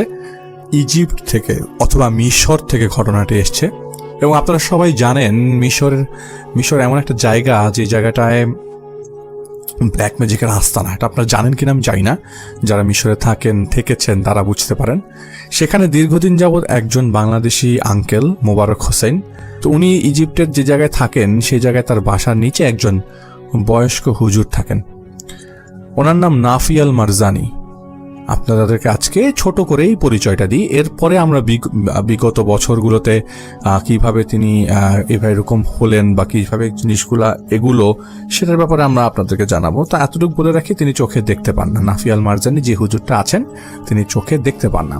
তো মোবারক হোসেন সাহেবের সাথে তার ভালোই সম্পর্ক, প্রায় সময়ই সেই জায়গায় তাদের সাথে দেখা হয়, অনেকদিন যাবৎ থাকেন, দেখা হয়, পরিচিত, ঈদ কত কিছু সব একসাথেই তো এখানে পালন করেছেন।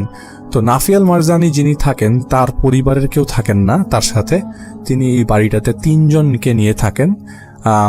তার স্ত্রী মারা গেছেন এবং তিনি তার 2 ছেলে সহ ওই ফ্ল্যাটে থাকেন, এবং তার ব্যাপারে সবাই আসলে জানেন না। যারা জানেন বিভিন্ন রেফারেন্স নিয়ে বিভিন্ন জায়গা থেকে দূর দূরান্ত থেকে তারা তার কাছে অনেকেই আসেন।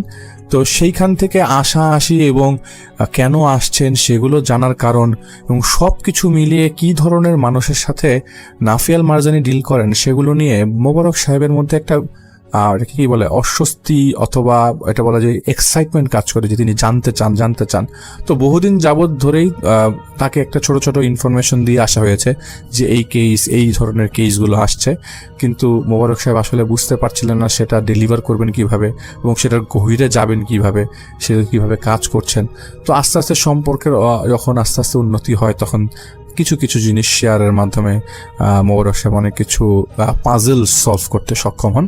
তো এখন তিনি তার সাথে এতই ভালো সম্পর্ক যে তিনি ঘটনা বলছেন তার কাছে, এবং সেই সব ঘটনাগুলো মোবারক সাহেব লিজের আওয়ারে শুনছেন তার কাছ থেকে, শুনে তিনি নিজে সেগুলো আমাদের ভৌতিকতার সাথে শেয়ার করছেন। আমরা কনফার্ম হয়েছি তিনি যে জায়গায় আছেন সেখানে, এবং তিনি আমাদেরকে বলেছেন যে তার এই ঘটনাগুলো আমাদের লিসনাররা পছন্দ করবে, যার বিধায় আমার তার পেছনে লেগে থাকা। তো তার বাসা থেকে কায়রো শহর বেশ দূরে, এবং তিনি আপনারা জানেন যে ইজিপ্টের চারিপাশের দেশগুলোর মধ্যে সুদান আছে, ইসরায়েল আছে, একটা পোর্শনে ফিলিস্তিনের জায়গা, ফিলিস্তিনের পোর্শন আছে, সেখান থেকেও লোকজন আসেন তার কাছে বিভিন্ন কেস নিয়ে। এবং আপনারা জানেন যে রেড সি আছেন, পূর্বে রেড সি আছে, পাশাপাশি জর্ডান, সৌদি আরবিয়া, এগুলি সব কাছাকাছি দেশ, এবং আপনারা জানেন কায়রো হচ্ছে ক্যাপিটাল ইজিপ্টের। তো আমরা জাস্ট ইজিপ্ট সম্বন্ধে একটা ধারণা দিলাম, কারণ ইজিপ্টের ঘটনা আসবে সেটা আমরা কখনো কল্পনা করি নাই। তো তার বাসাটা হচ্ছে 3তলা বাসা। তো 3তলার বাসার নিচতলায় থাকেন নাফি আল মারজানি সাহেব। তো মোস্টলি যেসব কেসগুলো আসে সেসব কেসগুলোতে মানুষগুলা চেঞ্জ হয়ে যাওয়ার কেসগুলা তার সামনে নিয়ে আসা হয়।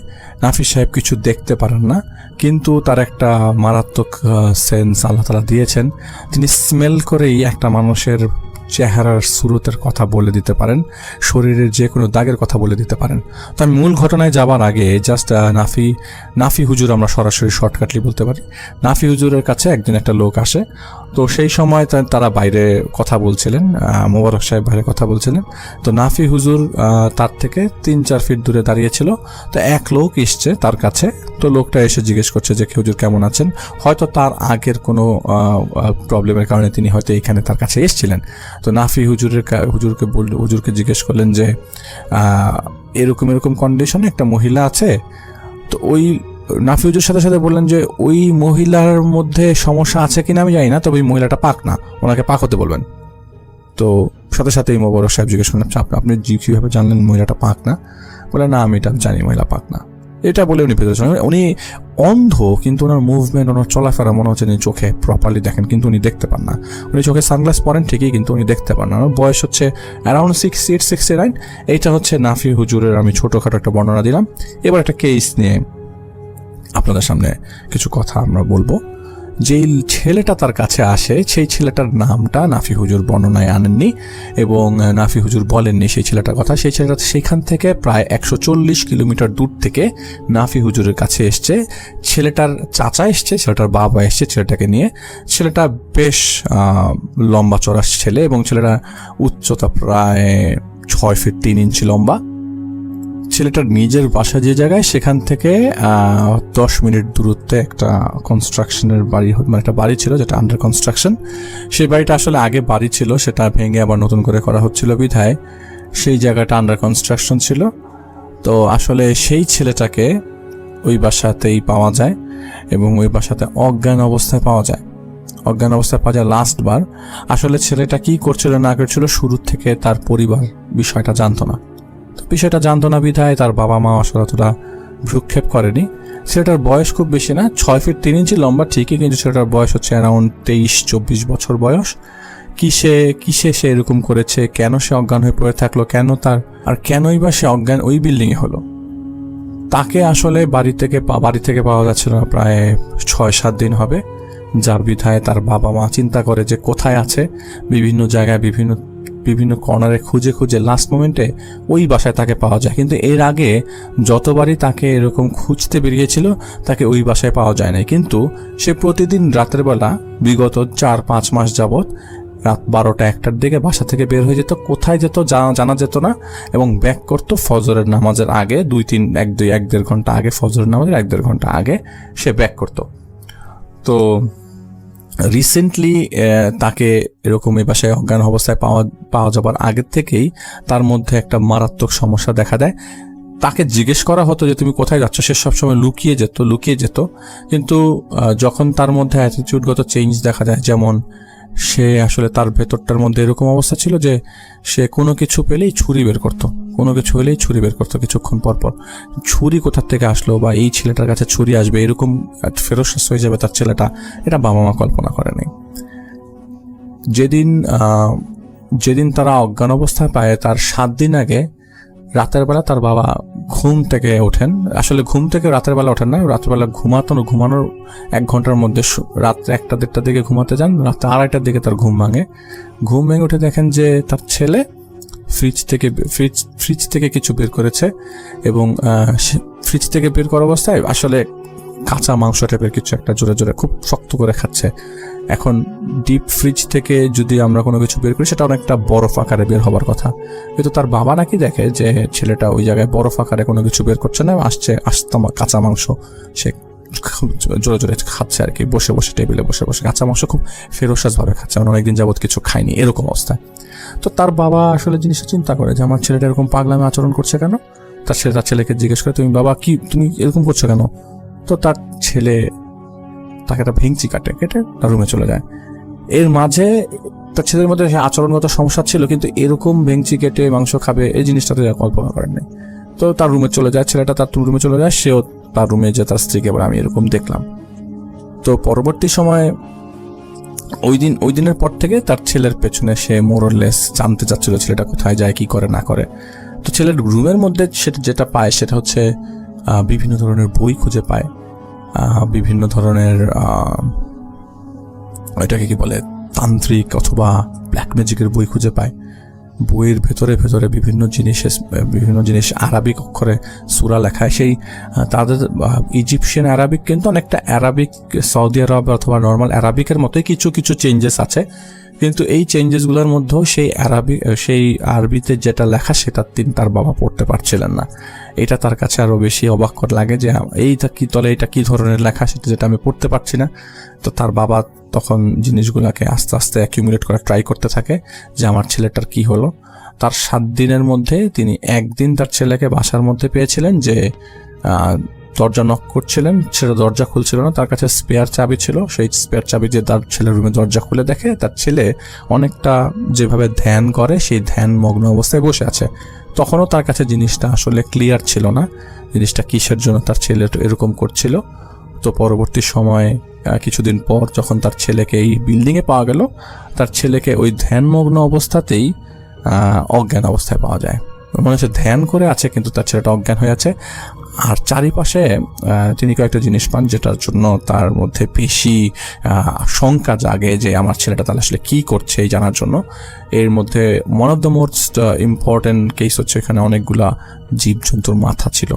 সবচেয়ে বড় মাথাটা হচ্ছে একটা দুম্বার মাথা, এরপরে সেকেন্ড মাথাটা হচ্ছে খরগোশের মাথা, তৃতীয় মাথা হচ্ছে সাপের মাথা। এই কয়েকটা মাথা খুব সুন্দর করে সাজানো যে জায়গাটা তিনি বসেছিলেন, হয়তোবা তিনি রাতের বেলা ওখানে বসেছিলেন বা কিছু একটা। তার বাবা তখনও বুঝতে পারছিল না যে আমার ছেলেটা কি ব্ল্যাক ম্যাজিকে আক্রান্ত না আমার ছেলেটা নিজেই ব্ল্যাক ম্যাজিক করে, এটা তার ছেলের বাবা জানতো না। তো তিনি দেখেছেন যে ওই যে জায়গাটা চক দিয়ে আঁকা সেই জায়গাটার মাঝখানে তার ছেলেটা অজ্ঞান অবস্থায় ছিল, এবং যেই জায়গাটা সার্কেল করা ছিল সেই জায়গাটা থেকে চক কিছুটা সরে গেছে। মনে করেন কেউ যদি মুছে দেয় ওই কোনো ব্ল্যাকবোর্ডের একটা সার্কেল আঁকার পর একটা কর্নার দিয়ে যদি কেউ মুছে দেয়, ওই জায়গাটা একটা ফাঁক ছিল।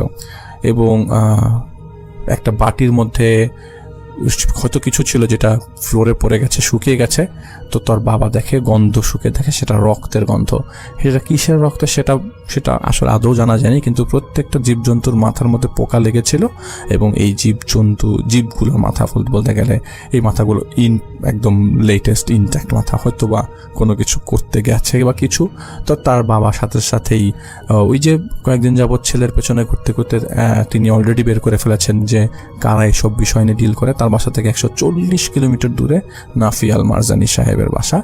আসলে নাফি আল মারজানি এই নামটা আসলে সত্যিকারের নাম কিনা সেটা আমাদের মোবারক সাহেবের নাম একদম অরিজিনাল। তো মোবারক সাহেব বলেছেন এই নামের মধ্যে একটু তিনি মিলিয়ে বলেছেন, সুতরাং এটা একটা ফুল অরিজিনাল নেম না।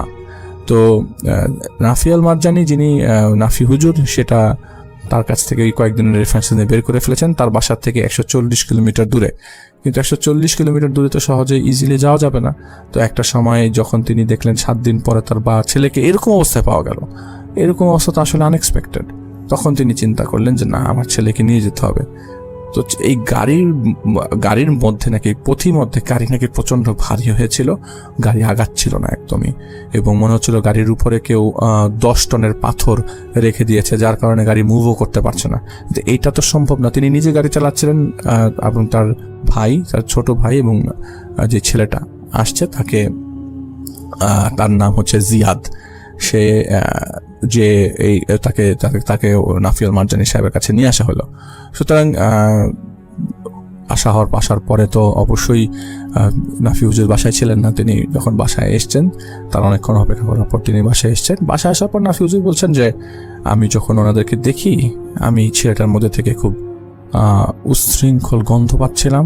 আমি মনে করছিলাম যে ছেলেটার শরীরের সাথে নেই, এই মাথাটা একটা শয়তানের মাথা।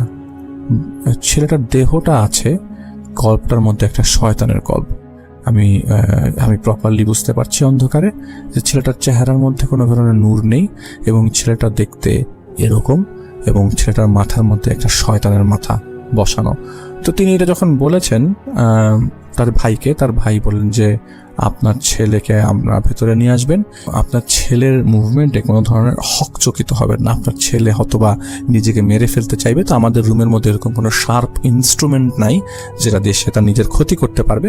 তো আমরা তার 2 পা বেঁধে দিচ্ছি, কারণ যখন আমরা কোনো সূরা পড়া হবে তখন সে অনেক কিছু ভেঙে ফেলতে চাইবে। এটা অনেক কমন একটা কেস। আমরা তার পা বেঁধে দিব শক্ত করে, তার হাত বাঁধবো না, তবে তার হাতের মধ্যে আমরা এমন ব্যবস্থা করবো যাতে তার হাত নাড়াতে না পারে।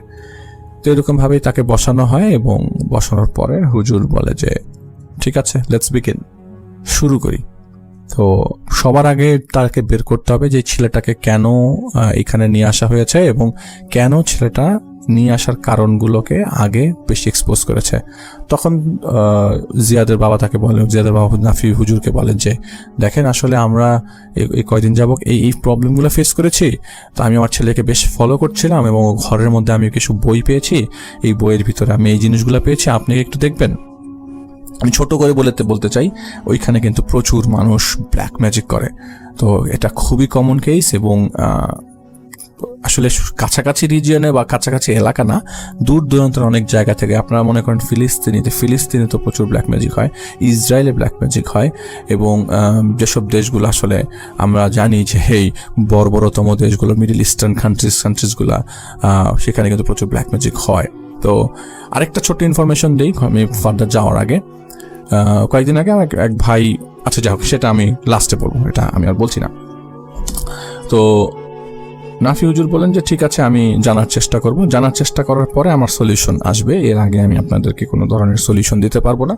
তবে আপনার ছেলে নর্মাল নাই এবং কবে নর্মাল বিহেভ করেছে আমাকে একটু বলেন। বলে যে আমার ছেলেটা যেদিন লাস্ট ফাঁসি দেয় সেদিন নর্মাল বিহেভ করেছিল, এর আগে আমরা ছেলেটার মধ্যে নর্মাল বিহেভ দেখছিলাম না অনেকদিন যাবৎ। আমার ছেলেটা এরকম ছিল না, আমার ছেলেটা খুব মিশুক প্রকৃতির একটা ছেলে ছিল, কিন্তু হঠাৎ করেই আমার ছেলেটা ইন্ট্রোভার্টেড হয়ে যায়, কোনো কিছু শেয়ার করছিল না, কাউকে কিছু বলছিল না এবং একটা রাগ হয়ে যেত। কখন অনেক সময় রাগ হচ্ছিল না, একটা সময় যখন রাগ হতো খুব ফেরোসাস হয়ে যেত সে, এবং যখন সে রাগ করতো তখন দেখা যেত যে সে একটা ছুরি বের করছে, সেটা দিয়ে কোনো কিছুতে আঘাত করছে অথবা নিজেকে আঘাত করছে, যেটা আমরা পরবর্তী সময়ে নিজেরা তাকে এই বিষয়গুলো থেকে আর প্রেশার ক্রিয়েট না করে ওকে ঠিক আছে যা করছে করুক, এটা আমরা ওভারলুক করে যাচ্ছিলাম আর কি। কিন্তু ওভারলুকের কারণে আমার ছেলেটার লাইফটা অনেকটা থ্রেটনিং। ও কিছু খাচ্ছিল না, কোনো কিছু খায় না, পানিও খায় না, সারা শরীর শুকিয়ে যাচ্ছিল। এত লম্বা একটা ছেলে যে উপরে ভালো ভালো খাওয়া খেত সেটাও খাওয়া হচ্ছিল না। তা আমরা ভাবলাম যে ওকে আমরা ফলো করি। ওকে ফলো করার পর ওর ঘরের মধ্যে আমরা এরকম বই পাই, যে বইয়ের মধ্যে তাবিজ পাই আমরা, যেই বইয়ের ভেতরে আমরা মোম পাই, মোমের ড্রপ পাই, গোলাপ ফুল পাই, রক্ত পাই, ছোপ দাগ পাই। এই জিনিসগুলো আমাদেরকে ভাবাচ্ছিল। আমরা চাইছিলাম যে এই জিনিসগুলো সলিউশন হোক এবং একে একে আমরা ওকে ফলো করছিলাম ও আসলে কি করে। এরকম একদিন আমরা ওর রুমটা খুলে ওকে ধ্যানমগ্ন অবস্থায় দেখতে পাই এবং ওর হাতটা, বাম হাতটা মনে হচ্ছিল এমনভাবে পিছনে প্লেস করা যে হাতটা ভেঙে গেছে, এটা আমরা দেখতে পাই। এবং লাস্ট মোমেন্টে আমরা কয়েকদিন আগে আমরা অজ্ঞান অবস্থায় পাই একটা বাসার মধ্যে। এই বাসাটা এরকম পরিত্যক্ত ছিল, এই বাসার মধ্যে হয়তো কোনো কাজ করেছে এবং কয়েকটা জীবের মাথা ওখানে ছিল, পশুর মাথা ওখানে ছিল, ফ্লোরের মধ্যে রক্ত ছেটানো ছিল, রক্তের মধ্যে মাছি লেগে আছে এবং ওই মাথাগুলোর মধ্যে মাছি পোকা লেগে আছে। তার মানে সে কিছু একটা করতে যাচ্ছিল বা করেছে, আমি জানি না, কিন্তু সে অজ্ঞান হয়ে আছে। এখন এটা আপনি যদি বের করতে পারেন এবং এটার থেকে যদি আমাদের পরিত্রাণ দিতে পারেন তাহলে আমরা খুব খুশি হব। এবং আমরা এটা চার্জের বিনিময়ে তিনি এই জিনিসগুলো করেন, এটাও সত্য, এটা একটা চার্জ নেন। তো হুজুর বলে যে ঠিক আছে আমি দেখবো। এবং উনি যেন তেন কেসেসগুলো ধরেন না, যেসব কেসেসগুলো আসলে খুব বেশি কঠিন সেসব কেসেসগুলো নিয়েই তিনি মোরলেস মাঝে মধ্যে ডিল করেন। আর মোস্টলি সে বলে দিতে পারেন কোথায় কি হচ্ছে এবং এটা করবে কি করবে না, এই কাজটা তিনি করবেন কি করবেন, এটা ডিরেক্টলি বলে দেন। তো নাফি হুজুর তার রেগুলার রিচুয়ালস পড়াগুলো শুরু করে, সূরা পড়া শুরু করে, কোরআন শরীফের আয়াত পড়া শুরু করে। প্রথম 5 থেকে 7 মিনিট আসলে কোনো মুভমেন্ট হচ্ছিল না, এটা হচ্ছে কোনো মুভমেন্ট হচ্ছিল না। যে ভিকটিম, যে ছেলেটা এসছে জিয়াদ, নাফি হুজুর মানে একটা সময় যখন সূরা পড়া শেষ হওয়ার একটা ব্রেক নিচ্ছিল, তো নাফি হুজুর অলরেডি বলে ফেলছিলেন যে ও অলরেডি অনেকগুলো হত্যা করেছে। অন্ধ অবস্থায় বলছে ও তো অনেকগুলো হত্যা করেছে, ও তো সবাইকে হত্যা করেছে, যে সামনে এসছে তাকেই হত্যা করেছে, ও রক্ত খেয়েছে, মানুষ হিসেবে রক্ত খেয়েছে, ওকে যেটা বলা হয়েছে সেটা করেছে। এটা মানুষ না, আমি মনে হয় একটা জানোয়ারকে আমার সামনে দেখতে পাচ্ছি, একটা মানুষরূপী জানোয়ার যে অনেক সুন্দর করে জাদু করতে পারে। এই জাদু তো অনেক আর্টের বিষয়, এ তো অনেক সুন্দর করে জাদু করেছে। আমার চোখ অন্ধ, কিন্তু ওকে আমি সম্পূর্ণভাবে উজ্জ্বল অবস্থায় দেখছি। ওর শরীর থেকে গন্ধ আসছে, এ তো গন্ধওয়াল একটা লোক, এর শরীর থেকে এর সাথে পিশাচের গন্ধ আসছে, এ একটা পিশাচ। আমি বলবো আপনাদের সবাইকে, সুতরাং আপনারা সবাই অপেক্ষা করুন আমার কথার জন্য। আমি আবার সূরা পড়া শুরু করব এবং দেখবেন এখন আপনাদের ছেলের কি হয়। এই বলে নাফিয়াল মারজানি সাহেব সূরা পড়া শুরু করলেন, যেটা পরবর্তী স্পেল। এই স্পেলের প্রথম 20 সেকেন্ডের মধ্যেই জিয়াদের মধ্যে মারাত্মক পাগলামি শুরু হয়ে গেল। জিয়াদ মনে হচ্ছিল নাকি মৃগী রোগীর মতো অ্যাটিটিউড করছিল, যেন ও কাতরাচ্ছে এরকম অবস্থা। কথা বলতে চাইছে, কথা বলতে পারছে না। নাক মুখ দিয়ে জিয়াদের মনে হচ্ছে রক্ত বের হয়ে গেল, একটু একটু ফোঁটা ফোঁটা বের হয়ে যাচ্ছে। আর জিয়াদ গরু জবাই দেওয়ার সময় যেরকম শব্দ করে সেরকম ঘত ঘত শব্দ করছিল। মনে হচ্ছিল কেউ বড় লম্বা রামদা দিয়ে জিয়াদের গলাটা কেটে ফেলেছে, এরকম ভাবে শব্দ করছিল ভেতর থেকে মনে হচ্ছে কেউ অন্য ভাষায় অন্য রকম স্টাইলে কথা বলতে চাইছে, কিন্তু কথা বলতে পারছে না জিয়াদের কারণে। একটা পর্যায়ে হয়তো জিয়াদকে সম্পূর্ণরূপে কবজা করে সেই শয়তানটা তার ভেতর প্রবেশ করে। এরপরে নাফিয়াল মারজানি সাহেবের প্রশ্নোত্তর পর্ব শুরু হয়। নাফিয়াল মারজানি সাহেব সব জানেন, কিন্তু আসলে সব যে জানেন এটা বের করাও, এটা প্রমাণেরও একটা দরকার আছে যে সামনে আছে বাবা, তারও জানা দরকার যে সে কি করেছে। নাফিয়াল মারজানি সাহেব যতটুকু দেখতে পাচ্ছিলেন ততটুকুই তিনি বলেছেন। একদম সব তো আর একটা মানুষের পক্ষে জানা সম্ভব না, তবে যতটুকু তিনি ইম্পর্টেন্ট জিস্টগুলো তখন জেনে ওই মুহূর্তে ওই শয়তানকে ভেতরে নিয়ে আসার সময় তিনি বলে দিয়েছেন যে এই জিনিসগুলা করেছে। তো নাফিয়াল মারজানি সাহেবের সাথে ওই শয়তান কথা বলার আগে বলে, তোর সাথে যে হাতিটা আছে সেই হাতিটা এখন কোথায়? হাতিটা কোথায়? তো ওই শয়তান কথা বলছে না। একটা পর্যায়ে বলে, আমি জবাই করেছি, হাতিটাকে আমি জবাই করেছি। আসলে এগুলো সবই একটা কথা বলার জন্য বলা, এগুলি সত্য জিনিস না। হাতিটাকে সে মেরে ফেলেছে না, এটা একটা রূপক অর্থে সেইখানে ব্যবহার করা হয়েছিল। তখন নাফিয়াল মারজানি সাহেব জিজ্ঞেস করছিল যে আমাকে বল যে তুই কেন ওকে ভর করেছিস, কেন ওকে দিয়ে সব ধরনের খারাপ কাজ করাচ্ছিস, কেন ওর ভেতরে ঢুকে আছিস, কেন ওকে দিয়ে জাদু করছিস, মন্ত্র করছিস, আমাকে বল, নইলে আমি তোকে বোতলে ভরবো না, আমি তোকে মাটিতে পুঁতবো না, আমি তোকে উড়িয়ে দেব, আমি তোকে পুড়িয়ে দেব, তুই আগুনের তৈরি, তোকে আমি আগুনেই শেষ করব। এটা একটা পর্যায়ে যখন বলা হয় তখন ভেতর থেকে প্রায় 1.5 ঘন্টা পরে কথা বলা শুরু করে জিয়াদের শরীর। কথা বলার সময় প্রথমে হাত দিয়ে কিছুক্ষণ ইশারা করার পরও সে বলতে লাগলো যে এই জিয়াদকে মারতে এসছে তারা, মারতে এসছে। এই জিয়াদ 12 জন জিনকে খুন করেছে। এই 12 জন জিনের আত্মীয় হিসেবে তিনি এসছেন এবং অনেক আত্মীয় বাইরে অপেক্ষা করছে, সুযোগ সন্ধানের অপেক্ষা। যে যাবে একজনকেও মারবে, আরেকজন আসবে, আসা যাওয়ার মধ্যে থাকবে, কিন্তু জিয়াদকে সে মারবে। তো পরবর্তী সময় জানা গেল কি কারণে জিয়াদকে মারা হচ্ছে। বলে প্রথমবার আমাদের এক আত্মীয়কে নিয়ে আসা হয়, সেই আত্মীয়কে নিয়ে আসার পর কোনো একটা খারাপ কাজ তাকে দিয়ে করানো হয়। সেই খারাপ কাজ করার পরে তার কাছে যেন ফার্দার তার ডিমান্ডসের কথা না বলতে পারে, প্রথম জিনিসে প্রথম যাকে নিয়ে এসেছিল তন্ত্র মন্ত্র পরে তাকে সে খুন করে ফেলে। তার শরীর একদম বিচ্ছিন্ন করে ফেলে, শরীর অঙ্গ প্রত্যঙ্গ বিচ্ছিন্ন করে ফেলে, তাকে সাথে সাথে মেরে ফেলা হয়। এর কিছুদিন পর আরেকজনকে ডাকা হয় এবং সেটা তারই ভাইকে ডাকা হয় এবং তার ভাই এসে কিছু বুঝতে না ওঠার আগেই ওকে দিয়ে অনেকটা জোর জবরদস্তি করে আরেকটা কাজ করানো হয়, আরেকটা ব্ল্যাক ম্যাজিক করা হয় এবং ব্ল্যাক ম্যাজিকটা করা হয় একটা মহিলার উপর। সেই মহিলার উপর ব্ল্যাক ম্যাজিক করানোর পর সেই মহিলাকে জিয়াদ বিয়ে করে এবং বিয়ে করার পর সেই মহিলার সাথে কি অবস্থা সেটার ব্যাপারে তিনি বলেননি, কিন্তু মহিলাটাকে বিয়ে করার পর ওই জিনকে সে মেরে ফেলে। এরকম করে 9টা জিনকে মেরে ফেলা হয়। টোটাল 11টা জিন যখন মারা হয়, 12 নম্বর জিন যখন তার সামনে আসে, সেই 12 নম্বর জিন দিয়ে তিনি আরো খারাপ কাজ করিয়েছেন। 3টা জমি দখল করেছেন, 3টা বাড়ি দখল করার চেষ্টা করেছেন। এগুলো করতেন তিনি টাকার বিনিময়ে, জিয়াদ এগুলো করতো টাকার বিনিময়ে। এবং যাদের কাছ থেকে টাকা চাইতো তাদেরকে দিয়ে সেই সব কাজগুলো করানোর পর সেই জিনগুলাকে আসলে সে মেরে ফেলতো। এরকম করে 12টা জিন মেরেছে, 12টা হত্যা করেছে, এবং প্রত্যেকটা হত্যা করার সময় সে এরকমভাবে হত্যা করেছে যেন হাতি কোন একটা পিঁপড়াকে পিষে ফেলছে এরকমভাবে। তো তপ্ত মরুভূমিতে, কোনো সময় তপ্ত মরুভূমিতে হাতির পিঠে চড়ে নাকি সে খুন করেছে।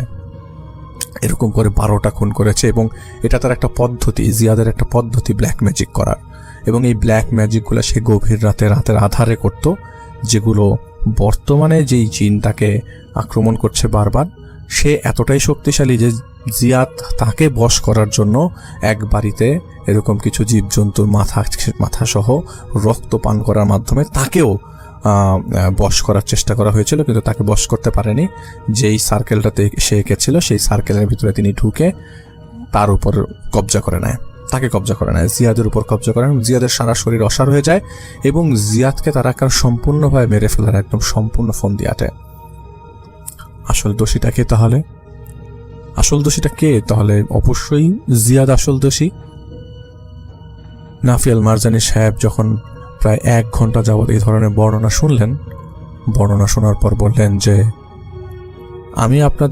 আমি তোমার কথা শুনলাম, আমি চাইলেই তোমাকে মুক্তি করতে পারি, কিন্তু আসলে আমি কাকে মুক্তি করব আমি জানি না। তোমাকে আমি তোমার সাথে জিয়াদের শরীরের ম্যাচ পাচ্ছি। তুমি এখানে এসছো, আমার তো মনে হয় তুমিও জিয়াদের কাজ করেছো, তুমিও তো কিছু কাজ করেছো জিয়াদের। জিয়াদ তোমাকে মারতে যে হয়তো মারতে পারে নাই, তুমি যে একটা কাজ করেছো, তুমি যে একটা বাচ্চা মেয়েকে মেরে ফেললে, সেটা কি করবে? তখন ভেতরে থাকা জিন আর কোনো কথা বলছে না, সেই শয়তান আর কোনো কথা বলছে না, সেই শয়তান আর কোনো কথা বলার চান্সই পাচ্ছে না। অনেকক্ষণ চুপ থাকার পর হুজুর যখন আবার জিজ্ঞেস করলেন, তুমি আমাকে বলো, তুমি যে একটা বাচ্চা মেয়েকে মেরে ফেললে, সে কি দোষ করেছিল? কুয়ার মধ্যে তাকে ফেলে দিলে, সে কি দোষ করেছিল? বাচ্চা মেয়েটা কেন মেরে ফেললে? বাচ্চা মেয়েটাকে কেন ধাক্কা দিলে তুমি কুয়ার সামনে নিয়ে? তখন আর কোনো শব্দ নাই, সারা শব্দ নাই। কিছুক্ষণ পর সে যখন তৃতীয় স্পেল শুরু করলো, নাফি আল মারজানি সাহেব থার্ড স্পেল শুরু করলেন সূরা পড়ার, তখন একটা চিৎকার দিয়ে জিয়াদ পড়ে যায়। নাফি আল মারজানি সাহেব বললেন যে ও এখন জাগবে, অনেকদিন পর আপনারা ছেলেকে পাবেন, আগেই আবেগ আপ্লুত হবেন না, ওর কাছ থেকে আমি জানবো ও কিভাবে এসব কাজ করেছে, এরপর আমি সিদ্ধান্ত নিব ও কেন এসব করলো, তারপরে আমি বুঝে আপনাদের জানাবো যে আমি কি ওর পেছন থেকে এসব জিনিস সরাবো কি সরাবো না। তবে বর্তমানে যেই শয়তানটা ছিল সে ওর সাথে থেকে চলে গেছে, আমাকে কেউ শরীরে পানি দাও, আমি এখন ওর সাথে স্বাভাবিকভাবে কথা বলতে চাই।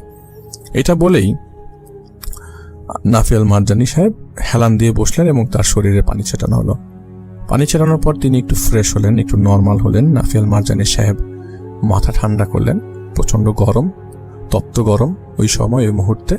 নাফি আল মারজানি সাহেবের ভাষ্যমতে যে তিনি পরিষ্কারভাবেই হাতিটাকে দেখতে পাচ্ছিলেন, হাতিটার মাথা নাই, হাতিটার পিছনে পিঠে চড়ে বসে আছে একটা মানুষের ন্যায় অবয়ব, তার মাথার মধ্যে থেকে আগুন জ্বলছিল, মাথা ছিল না, কোনো মাথা ছিল না, সেখানে আগুন জ্বলছিল, সে আগুনের ফুলকি থেকে রক্ত ছিটাচ্ছিল, এরকম তিনি দেখতে পাচ্ছিলেন।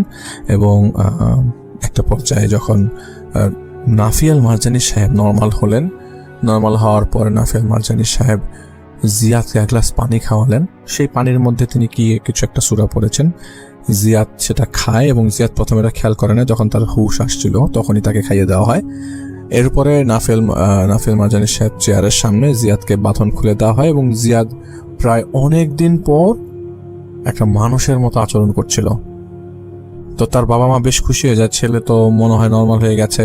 হুজুরের হাত চুমু দিচ্ছিল, হুজুরকে সালাম করার মতো অবস্থা, হুজুরকে মাথায় তুলে রাখার মতো অবস্থা। তো নাফি আল মারজানি সাহেব বললেন, আমার সাথে এসব করেন না, আপনার ছেলের কাণ্ড কারখানাগুলো আগে শুনি, এরপরে আমি ডিসিশন নিতে পারবো যে আপনার ছেলেকে আমি কি এইসব জিনিস থেকে ফেরত দিতে পারবো কি পারবো না। নাফি আল মারজানি সাহেব জিজ্ঞেস করলেন, কেন তুমি ব্ল্যাক ম্যাজিকে আসক্ত হয়েছ? কি কারণে তুমি ব্ল্যাক ম্যাজিকে আসক্ত হয়েছ? তখন জিয়াদ বলতে থাকে, আমার মনে নাই। নাফিল মারজানি সাহেব বললেন যে না, তোমাকে বলতে হবে মনে নাই, এই জিনিসটা বললে হবে না, এই জিনিসগুলা আমার সাথে বলো না। আমি চোখে দেখতে পাই না, কিন্তু আমি সব দেখতে পাই। আমার দুটো চোখ কাজ করে না, কিন্তু আমার সারা শরীরে চোখ বসানো। আমি বুঝতে পারি তুমি কি চিন্তা করছো, তুমি কি চিন্তা করবে। আমি বুঝতে পারি তুমি হাত নাড়াচ্ছ কি নাড়াচ্ছ না। আমি কিচ্ছু দেখতে পাই না, কিন্তু আমি সব বুঝতে পারি। তুমি আমাকে বলবে এখন যে তুমি কিভাবে তাদের ব্ল্যাক ম্যাজিক করেছ। তখন জিয়াদ বলতে থাকে, তিনি তখন মেডিকেলের ছাত্র, ইয়ার সেকেন্ডে পড়ে, বাসার মধ্যে পড়াশোনা শেষ করে এসছেন।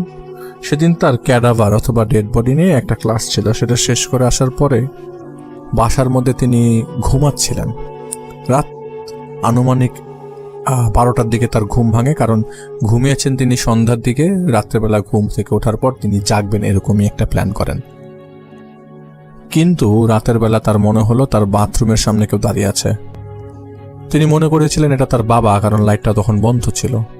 তিনি যখন তার ডিম লাইটটা সুইচ অন করেন তখন দেখেন ঘরের দরজা ভেতর থেকে লক করা, কিন্তু ওই অবয়বটা বাথরুমের সামনে দাঁড়ানো। এটা সেই অবয়ব যেই অবয়বটার লাশ তিনি আজ ওই দিন সকালবেলা কেটেছিলেন। এটা সেই অবয়বের মতো চলে। আর তিনি অবাক হয়ে যান যে আমি যে ক্যাডাভারটা কাটলাম, আমি যে ডেড বডিটা নিয়ে আজকে স্টাডি করলাম, সেই ডেড বডির সেই চেহারাটা, সেই চেহারার ন্যায় আরেকজন আমার বাথরুমের সামনে দাঁড়ানো। তিনি ভয়ে পেছনে চলে যান। তিনি বলেন যে আপনি কে। একটা পর্যায়ে কোনো কনভারসেশন হচ্ছে না, জোরে জোরে চিৎকার করতে থাকে, কিন্তু বাইরে কেউ শুনছে না, অথচ পাশেই তার মা। তখন তার মনে থাকে যে হতে পারে তার শব্দ হয়তো তিনি একাই শুনছেন না, কেউ শুনছে না। হতে পারে তিনি পুরো সময়টা ওই মুহূর্তে জাদুর ঘরে আক্রান্ত। তখন তিনি যে মাফ চেতে থাকে, আমাকে ক্ষমা করেন, আমাকে মাফ করেন, আপনি যা চান আমি তাই দিব, আপনি আমাকে ক্ষমা করেন। সাথে সাথে তাকে উল্টে লটকে ফেলা হয় এবং সিলিংয়ের মধ্যে ঝুলিয়ে ফেলা হয় এবং তার মাথা উল্টানো, পা উপরে। তো তিনি বারবার বলতে থাকেন যে আমাকে ক্ষমা করুন। তো ওই অবয়বটা একটা বিশাল বড় রামদা নিয়ে আসে। রামদানে বিশাল বড় ছুরির মতো একটা বস্তু নিয়ে আসে তার হাতে নিয়ে আসার পরপরই জিয়াদ বুঝে যায় যে এটা তার শেষ সময়। তখন সে বলতে থাকে যে আপনি যা বলেন আমি তাই করব, আপনি আমাকে ক্ষমা করেন, আপনার কি দরকার, আপনার টাকা পয়সা ধন দৌলত যা আছে আমি সব দিব, আপনি আমাকে মেরেন না প্লিজ, মা, আল্লাহ, মা, এরকম কথাবার্তা বলতে বলতে একটা পর্যায়ে তাকে নিচে নামানো হয়। ওই অদৃশ্য অবস্থায় তাকে ইশারা করা হয় এবং বলা হয় যে আমি নেক্সটে আসবো, তুমি তোমার কথার বরখেলাপ হবে না। এরপর দিন তার খাটের মধ্যে তিনি একটা জিনিস লেখা দেখতে পান, যেই জিনিসটা লেখা ছিল যে অমুক জায়গায় তুমি চলে আসবে। তিনি যান ওই জায়গায় যাওয়ার পর তিনি দেখতে পান যে কাফনের কাপড় পরা 8-10 জন লোক ইহরামের মতো একটা বিল্ডিংয়ের কোণায় দাঁড়িয়ে দাঁড়িয়ে হাঁটাহাঁটি করছে, হিরামের মতো কাপড় পরে। তো জিয়াদ যখন এখানে যায় তখন সাথে সাথে তাকে একটা ইশারা করা হয় যে তুমি এই জায়গায় আসো। জিয়াদ ওই কর্নারে যায়। ওই কর্নারটা অনেকটা সার্কেল আঁকা, ওটার ভেতরে কিছু নিয়ে আঁকা। ওই সার্কেলটার ভেতরে একটা চেয়ার বসানো, ওই চেয়ারের উপরে আরেকটা চেয়ার, এটা একটু উঁচু চেয়ার, যেখানে কয়েকটা বাটি রাখা, কিছু রক্ত রাখা, এবং জিয়াদকে ইনস্ট্রাকশন দেওয়া হয় যে তুমি এই জিনিসগুলোকে ইউজ করে একে নিয়ে আসবা সামনে। তো হঠাৎ করে জিয়াদ যখন মন্ত্র পড়তে থাকে মনে হচ্ছিল যে পুরো বিল্ডিংটা তখন কেঁপে উঠছে। জিয়াদ আসলে জানে না তিনি কি করছেন। জিয়াদের মনে হচ্ছিল তাকে দিয়ে তারা কোরআন শরীফ পড়াচ্ছে। জিয়াদের নামাজ কালাম পড়ার অভ্যাস নাই। জিয়াদ তখনও বুঝতে পারছে না যে সে যে ব্ল্যাক ম্যাজিকের আধারে চলে যাচ্ছে। জিয়াদকে বলল, তোমার কাছে আমি একটা হাতিয়ার নিয়ে আসছি, এইটা দিয়ে কাজ করো, জীবনে যা চাও তাই পাবে। অনেকটা লোভ দেখানোর মতো। তুমি আমার এই কাজটা করে দাও, তুমি দেখবে তুমি কি চাও সব তোমার সামনে চলে আসছে। কোনো কাউকে ভালোবাসো, সে তোমার সামনে চলে আসবে। পরীক্ষায় ভালো নাম্বার দরকার, সেটা তুমি পেয়ে যাবা। কারোর সাথে তোমার শত্রুতা, তাকে মারা দরকার, সেটাও করতে পারবে।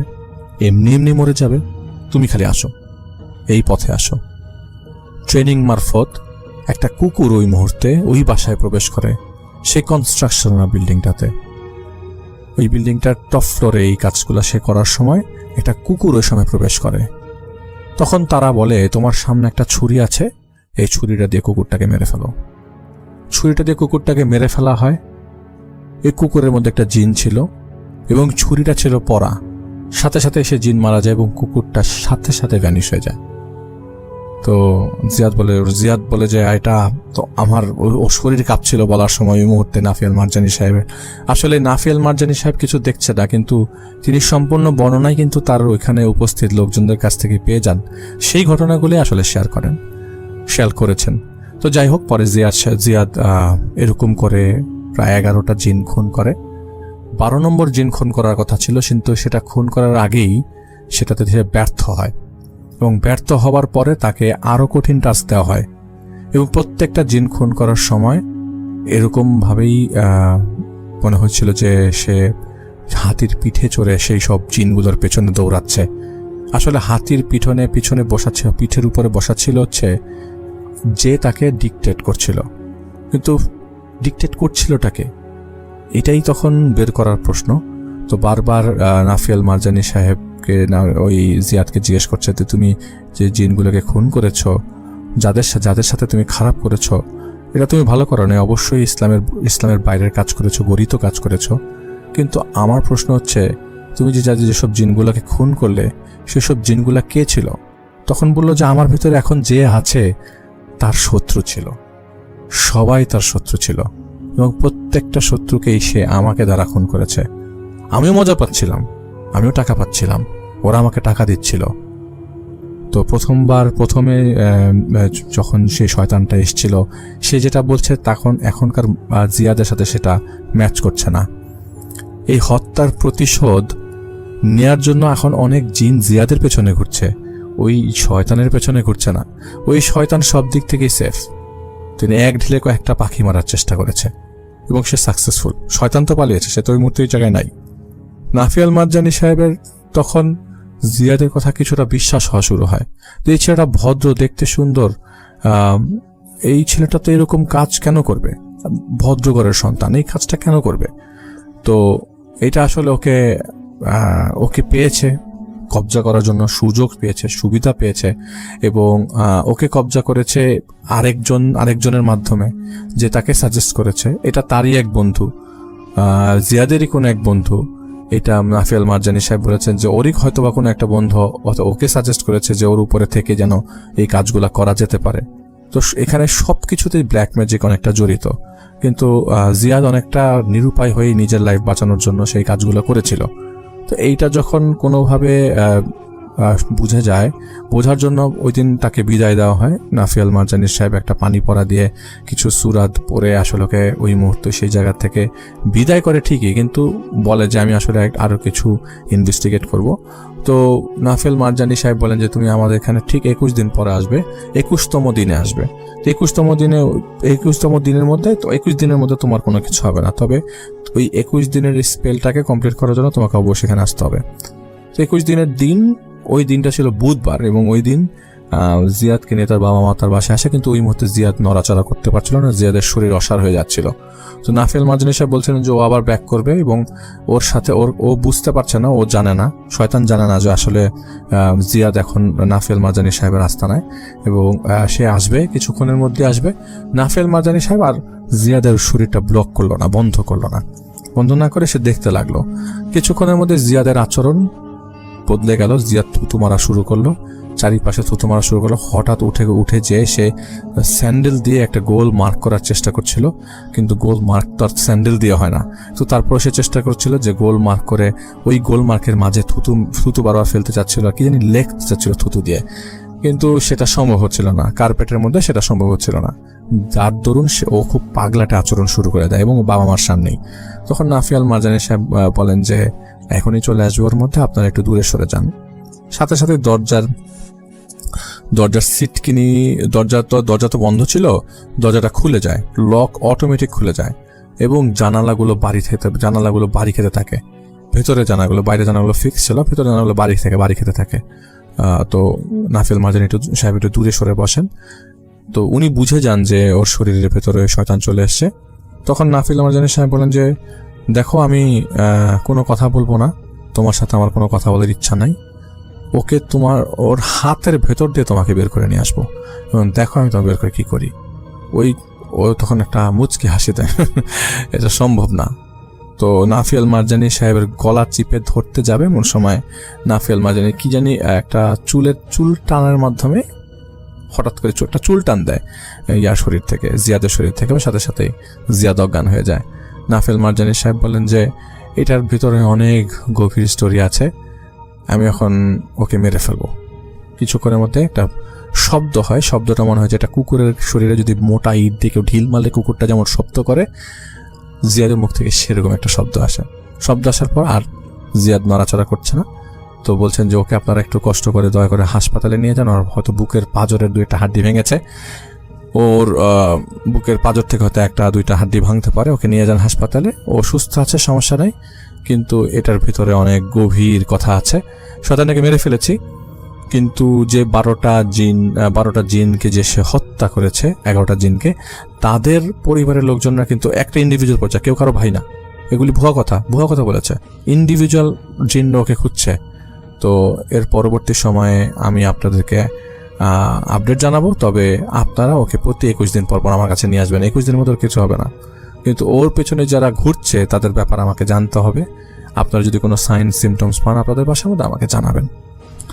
এটা একটা পার্ট, এটা একটা অংশ। এবং ওই মুহূর্তে যেই জিনটা, যে শয়তানটা জিয়াদকে দিয়ে কাজ করিয়েছিল, সেই শয়তানটাকে মেরে ফেলে সাথে সাথেই নাফিয়াল মারজানি সাহেব শুধু এতটুকুই বলেছেন, যেহেতু সময় ছিল না, মোবারক সাহেবের কাছে এতটুকুই তিনি শেয়ার করেন।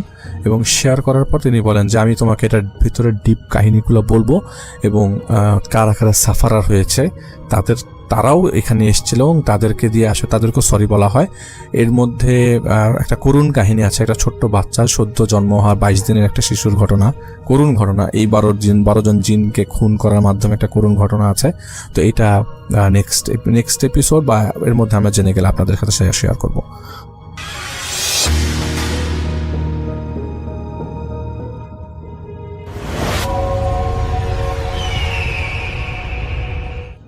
হ্যালো লিসেনার্স, হ্যালো রাসেল ভাই, আসসালামু আলাইকুম। আশা করি সবাই ভালো আছেন, ভালোর দলেই আছেন।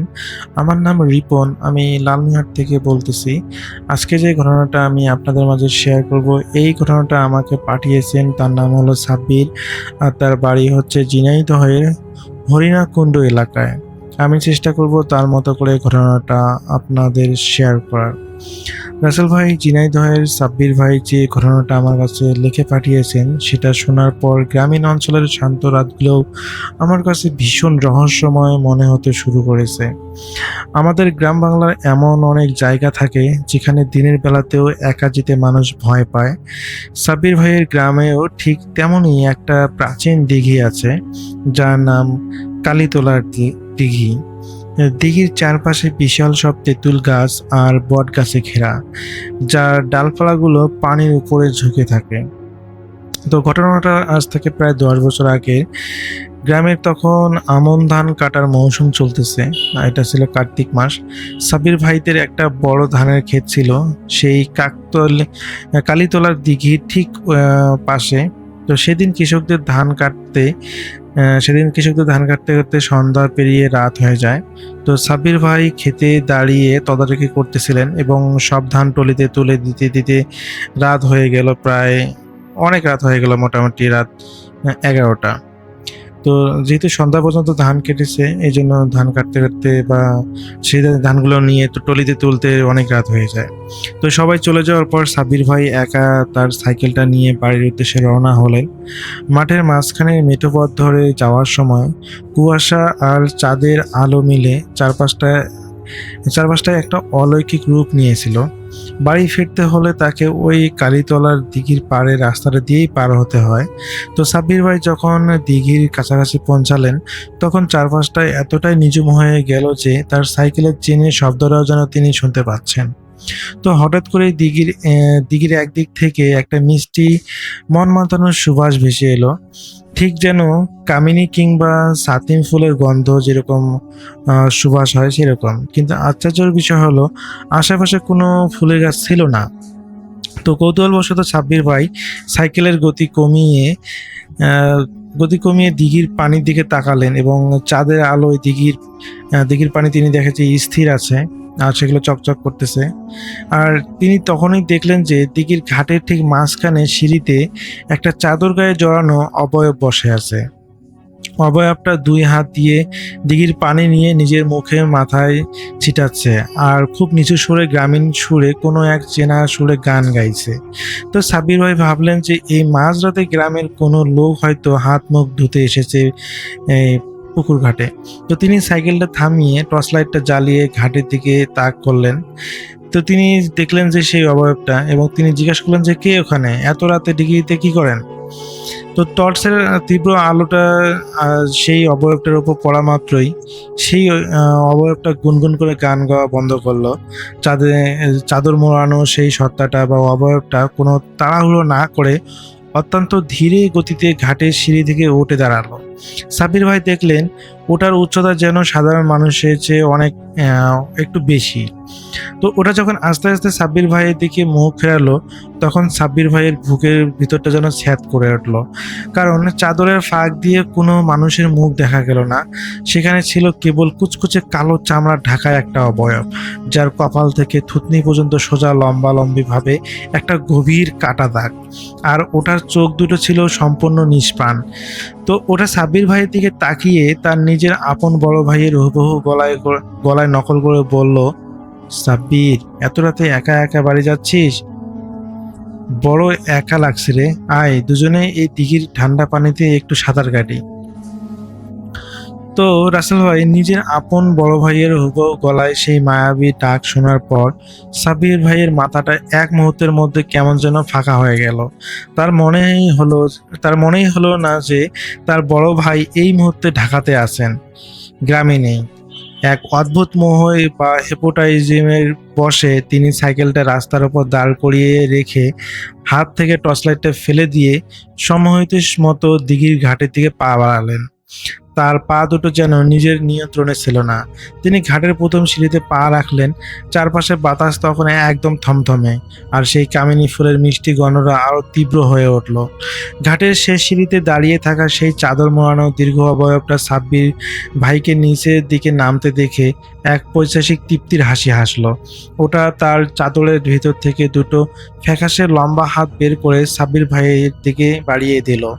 সাব্বির ভাই যখন ঘাটের শেষ সিঁড়িতে পৌঁছালেন, তখন দিঘির বরফ ঠান্ডা পানি তার পায়ের পাতা ছুঁয়ে গেল। পানির সেই তীব্র ঠান্ডা স্পর্শে সাব্বির ভাইয়ের মস্তিষ্কের সম্মোহনটা 1 সেকেন্ডের জন্য কেঁপে উঠল। তিনি চোখের পলক ফেলে ভালো করে সামনে তাকালেন। কাছ থেকে দেখতেই সাব্বির ভাইয়ের শরীরের সব রক্ত যেন এক মুহূর্তে জমাট হয়ে গেল। তিনি দেখলেন ওটা কোনো মানুষ নয়। চাদরের নিচে ওটার পা দুটো উল্টো দিকে পিছনের দিকে ঘোরানো, আর ওটার লম্বা হাত দুটো আঙ্গুলগুলো নড়ছে, যেন সাব্বির ভাইয়ের গলার নলিটা চেপে ধরার জন্য ওটা ওর দিকে সম্মুখ হয়ে আসে। তো ওনার মুখে সেই গভীর কাটা দাগটা হা করে ঝলে গেল, আর ওখান থেকে চুইয়ে চুইয়ে রক্ত পড়তেছে। সাব্বির ভাই 1 পা 2 পা করে পিছিয়ে যেতে চাইলেন, কিন্তু ততক্ষণে দেরি হয়ে গেছে। ওটার একটা ঠান্ডা চটচটে হাত সাব্বির ভাইয়ের ডান হাতের কবজিটা ধরে শক্ত করে ধরলো। সেই স্পর্শে সাব্বির ভাইয়ের মনে হলো তার হাতটা যেন কোনো বরফ কলের ভিতরে ঢুকে গেছে। ওটা সাব্বির ভাইকে সজোরে একটা হ্যাঁচকা টান মারলো। তো হ্যাঁচকা টান মারলো দিঘির গভীর পানির দিকে। সাব্বির ভাই ভারসাম্য হারিয়ে ধপাস করে দিঘির অতল পানিতে পড়ে গেলেন। পানি তখন তার বুক সমান। ওটা তাকে আরো গভীরে সেই তেঁতুল গাছের ডালপালার নিচে অন্ধকারে ঘুনির দিকে টেনে নিয়ে যাচ্ছিল, যেখানে লগি ফেলে দেখলেও মাটি পাওয়া যায় না। তো রাসেল ভাই দিঘির সেই বরফ ঠান্ডা পানির নিচে যখন সাব্বির ভাই তলিয়ে যাচ্ছিলেন, তখন তার দম আটকে আসতেছিল। ওটার হাতের মরণ কামড় তার কবজিটাকে অবশ করে দিচ্ছিল। সাব্বির ভাই পানির নিচে আপ্রাণ হাত পা ছুটতেছিলেন, কিন্তু সেই দানবীয় শক্তির সামনে তার সব চেষ্টা যেন বৃথা হচ্ছিল। ওটা তাকে টেনে নিয়ে যাচ্ছিল দিঘির মাঝখানে সেই কুখ্যাত তেঁতুল গাছের শিকড়গুলোর দিকে, যেখানে এর আগে গ্রামের আরো অনেক মানুষজনের লাশ পাওয়া গিয়েছিল। পানির নিচে চোখ মেলতেই সাব্বির ভাই দেখলেন চাঁদের আলো পানির ভিতরে ঢুকে এক অলৌকিক দৃশ্য তৈরি হয়েছে। সেই সত্তাটায় চাদরটা পানির টানে গা থেকে সরে গেছে। ওটার পিঠে বিয়ে উঠে আসছে কালচে শ্যাওলা আর জট পাকানো চুল, আর ওটার মুখ থেকেও অনবরত বুদবুদ বের হচ্ছে। সাব্বির ভাই বুঝতে পারলেন আজ রাতে হয়তো তার জীবন এখানেই শেষ। ঠিক তখনই মৃত্যুর মুখোমুখি দাঁড়িয়ে সাব্বির ভাইয়ের মনে পড়ল তার পকেটে তিনি যেহেতু নামাজ পড়েন 5 ওয়াক্ত, তো তিনি সবসময় পাঞ্জাবি পরেন। তো তার মনে পড়লো তার পাঞ্জাবির পকেটে একটা তসবি থাকার কথা। তো এই তসবিটা দিয়েছিলেন তার দাদি এবং তাকে বলেছিলেন যে কোনো সময় বিপদে পড়লে সে যেন এই তসবিটা হাতে নিয়ে 3 কুল পাঠ করে, তাহলে সে সেই বিপদ থেকে উদ্ধার হবে। তো দাদির কথা মনে পড়তেই তিনি তার পকেটে হাত দিলেন এবং সাব্বির ভাই দেখতে পেলেন যে হ্যাঁ, তার পকেটে তার তসবি রয়েছে এবং তিনি তসবিটা বের করলেন। তসবিটা বের করে যখনই তিনি তসবিটা সেই অবয়বটার দিকে তাক করলেন বা হাত দিয়ে করলেন, তখনই সেই অবয়বটা যেন এক ছিটকে তার থেকে যেন 20 হাত দূরে চলে গেল। এবং 20 হাত দূরে চলে যাওয়ার পর তিনি অনুভব করলেন যে তার শরীরে যে ভার ছিল, একটা কোনো কিছু ধরলে মানুষের উপর ভর করলে যেরকম ভার থাকে, যেন সেটা ধীরে ধীরে কমে যাচ্ছে। এবং তিনি সজোরে তার দাদির পড়া 3 কুল তিনি সজোরে পড়তে শুরু করলেন এবং পড়ার সঙ্গে সঙ্গে তিনি অনুভব করেন তিনি একদম ফ্রি হয়ে গেছেন এবং তিনি সাঁতার কেটে কেটে তিনি সেই ঘাটে চলে আসলেন। এবং ঘাটে আসার পর রাসেল ভাই তিনি যখন ঘাটে এসে উপরের দিকে আসতেছেন, ঠিক তখনই সেই অবয়বটা আবার তার ভাইয়ের কণ্ঠ নকল করে মায়াবী কণ্ঠে তাকে বলতেছে, ভাই আমাকে ছেড়ে যাস না, আমি তোকে খুব মিস করতেছি, আয় আমরা একসাথে গোসল করি। তখনই সাব্বির ভাই বুঝতে পারেন এটা কোনো মানুষ নয়, এটা তার কোনো ভাই নয়, এটা অনেক খারাপ কিছু যেটা তার প্রাণ নাশ করতে পারে। তিনি আর এক মুহূর্ত দেরি না করে তিনি বাসায় চলে যান এবং বাসায় যাওয়ার পর তিনি অনুভব করেন তার শরীরে প্রচণ্ড পরিমাণে জ্বর, তিনি কোনোভাবেই দাঁড়াতে পারতেছেন না। তিনি বাসায় যাওয়ার পর যখনই তার পরিবারের লোকজনকে ডাক দেবেন, সঙ্গে সঙ্গে তিনি সেখানেই পড়ে যান সেন্সলেস হয়ে। যেহেতু ধানের মৌসুম চলতেছে, তো তার পরিবারের লোকজন যেহেতু ওই গাড়িতে করে ধান নিয়ে এসেছে, তো তারা দেখা যায় অনেকেই সে সময় সজাগ আছেন। তো যখনই দেখে যে সাব্বির ভাই উঠানে এসে ধপাস করে পড়ে অজ্ঞান হয়ে গেছেন, তখন বাড়ির লোকজন এসে তাকে ভিতরে নিয়ে যায় এবং তাকে পরিষ্কার করেন। এবং পরিষ্কার করার পর যখন তার জ্ঞান ফিরে, তখন তাকে জিজ্ঞেস করা হয় যে তোমার এই অবস্থা কেন, তোমার এই সারা শরীর ভেজা কেন, আর তুমি বাড়িতে এসে অজ্ঞান হয়েছে কেন। তো তখনই সাব্বির ভাই সমস্ত কিছু বলেন যে তার সাথে কি কি হয়েছে। তো এরপর তিনি দেখেন যে তার পরিবার দেখে যে তার সারা রাত তার শরীরে প্রচণ্ড পরিমাণে জ্বর, কোনোভাবেই তার যেন জ্বর কমতেছে না। পরবর্তীতে তাকে সকালবেলা একজন ডাক্তারের কাছে নিয়ে যাওয়া হয় এবং ডাক্তার ওষুধ দেওয়ার পরও তার কোনোভাবেই জ্বর কমতেছে না।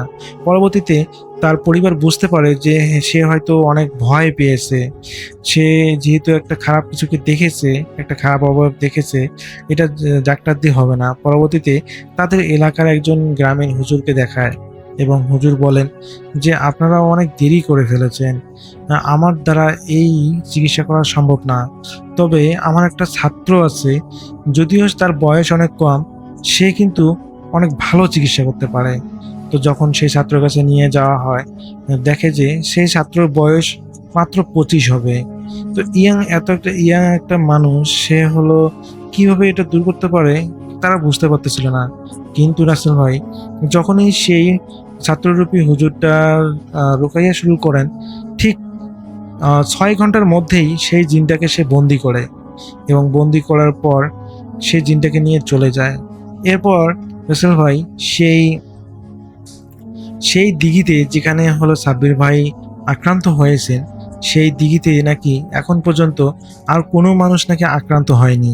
আসলে ওই জিনটাই মানুষকে আক্রমণ করত এবং মানুষকে অনেক সময় মেরে ফেলতো। তো রাসেল ভাই, এটাই ছিল সাব্বির ভাইয়ের ঘটনা। তিনি আমাকে ঝিনাইদহ থেকে লিখেছেন। সাব্বির ভাই জানিয়েছেন যে তার ওই এলাকায়, বিশেষ করে ওই হরিণাকুণ্ড এলাকায় এই ঘটনাগুলো অনেকের মুখে প্রচলিত এবং অনেকেই এই ঘটনার সাথে নাকি সম্মুখীন হয়েছেন। বিশেষ করে ওই জিনটা এত মানুষকে ধরেছে যে দিনের বেলাও এই পুকুর পাড়ে মানুষ যেতে ভয় পায়। তো পরবর্তীতে যখন ওই হুজুর টাইপের ছাত্র হুজুর যে আছে, উনি যখন সেই জিনটাকে বন্দি করেন বোতলবন্দি করেন, পরবর্তীতে নাকি এই কালীতলার দিঘিতে আর কখনো কোনো মানুষের লাশ ভেসে ওঠেনি এবং এর পরবর্তীতে থেকে নাকি এখানকার মানুষ একদম সুস্থ হয়ে যায়। তো রাসেল ভাই, এরকম করে চলতে থাকে অনেক দিন, কোনো সমস্যা হয়নি। তো রাসেল ভাই, এখন সাব্বির ভাই ভালো আছেন। তো এটাই ছিল ঘটনা। আমি ঘটনার শেষে শ্রোতাদের কাছে কিছু বলতে চাই, সেটা হচ্ছে যে আপনারা অনেক কমেন্ট করেন মাঝে মাঝে, যেটা অনেক বিরক্তকর। কারণ যারা ঘটনা পাঠান আসলে এখানে জাস্টিফাই করার কোনো উপায় নেই। কারণ যারা ঘটনা পাঠাচ্ছেন তারা তাদের মতো করে ঘটনা শেয়ার করেন, আর আমরাও তাদের ঘটনাগুলো যাচাই বাছাই না করেই শেয়ার করি। আসলে আপনাদের উচিত যখন আপনারা ঘটনাগুলো শোনেন শুধুমাত্র আনন্দ পাওয়ার উদ্দেশ্যে বা ভয়ের জগতে প্রবেশ করতে আপনাদের ঘটনাগুলো শোনা উচিত। এই ঘটনাগুলো সত্যতা যাচাই করে ঘটনাগুলো শোনা উচিত নয়। তো যে আসলে এই ঘটনাগুলো যার সাথে ঘটে তিনি আসলে সেটা বুঝতে পারেন যে এই ঘটনার মর্মান্তিকতা কতটুকু। আমরা যারা নিরাপদে আছি তারা এই জিনিসটা কখনোই আমাদের মাথায় আসবে না বা আমরা বুঝতে পারবো না। তাই আমাদের উচিত যে ঘটনাগুলো শুধুমাত্র অনুভূতিতে নেয়া বা হচ্ছে ভয়ের জগতে প্রবেশ করা, আসলে এগুলো পার্সোনালি ভাবে খোঁজখবর নেয়া বা এগুলো সবকিছুই অসম্ভব। তো এই ঘটনাগুলো যারা পাঠান তারা নিজ দায়িত্বেই পাঠান। তো আশা করি শ্রোতারা বুঝতে পারছেন আমি আসলে কি বলতে চাচ্ছি। তো এটাই ছিল ঘটনা। আমি চেষ্টা করব পরবর্তীতে আরো সুন্দরভাবে উপস্থাপনা করে আপনাদের সুন্দর সুন্দর ঘটনা শেয়ার করব। তো এই প্রত্যাশায় সবাই ভালো থাকবেন, সুস্থ থাকবেন, এই প্রত্যাশায় আল্লাহ হাফেজ।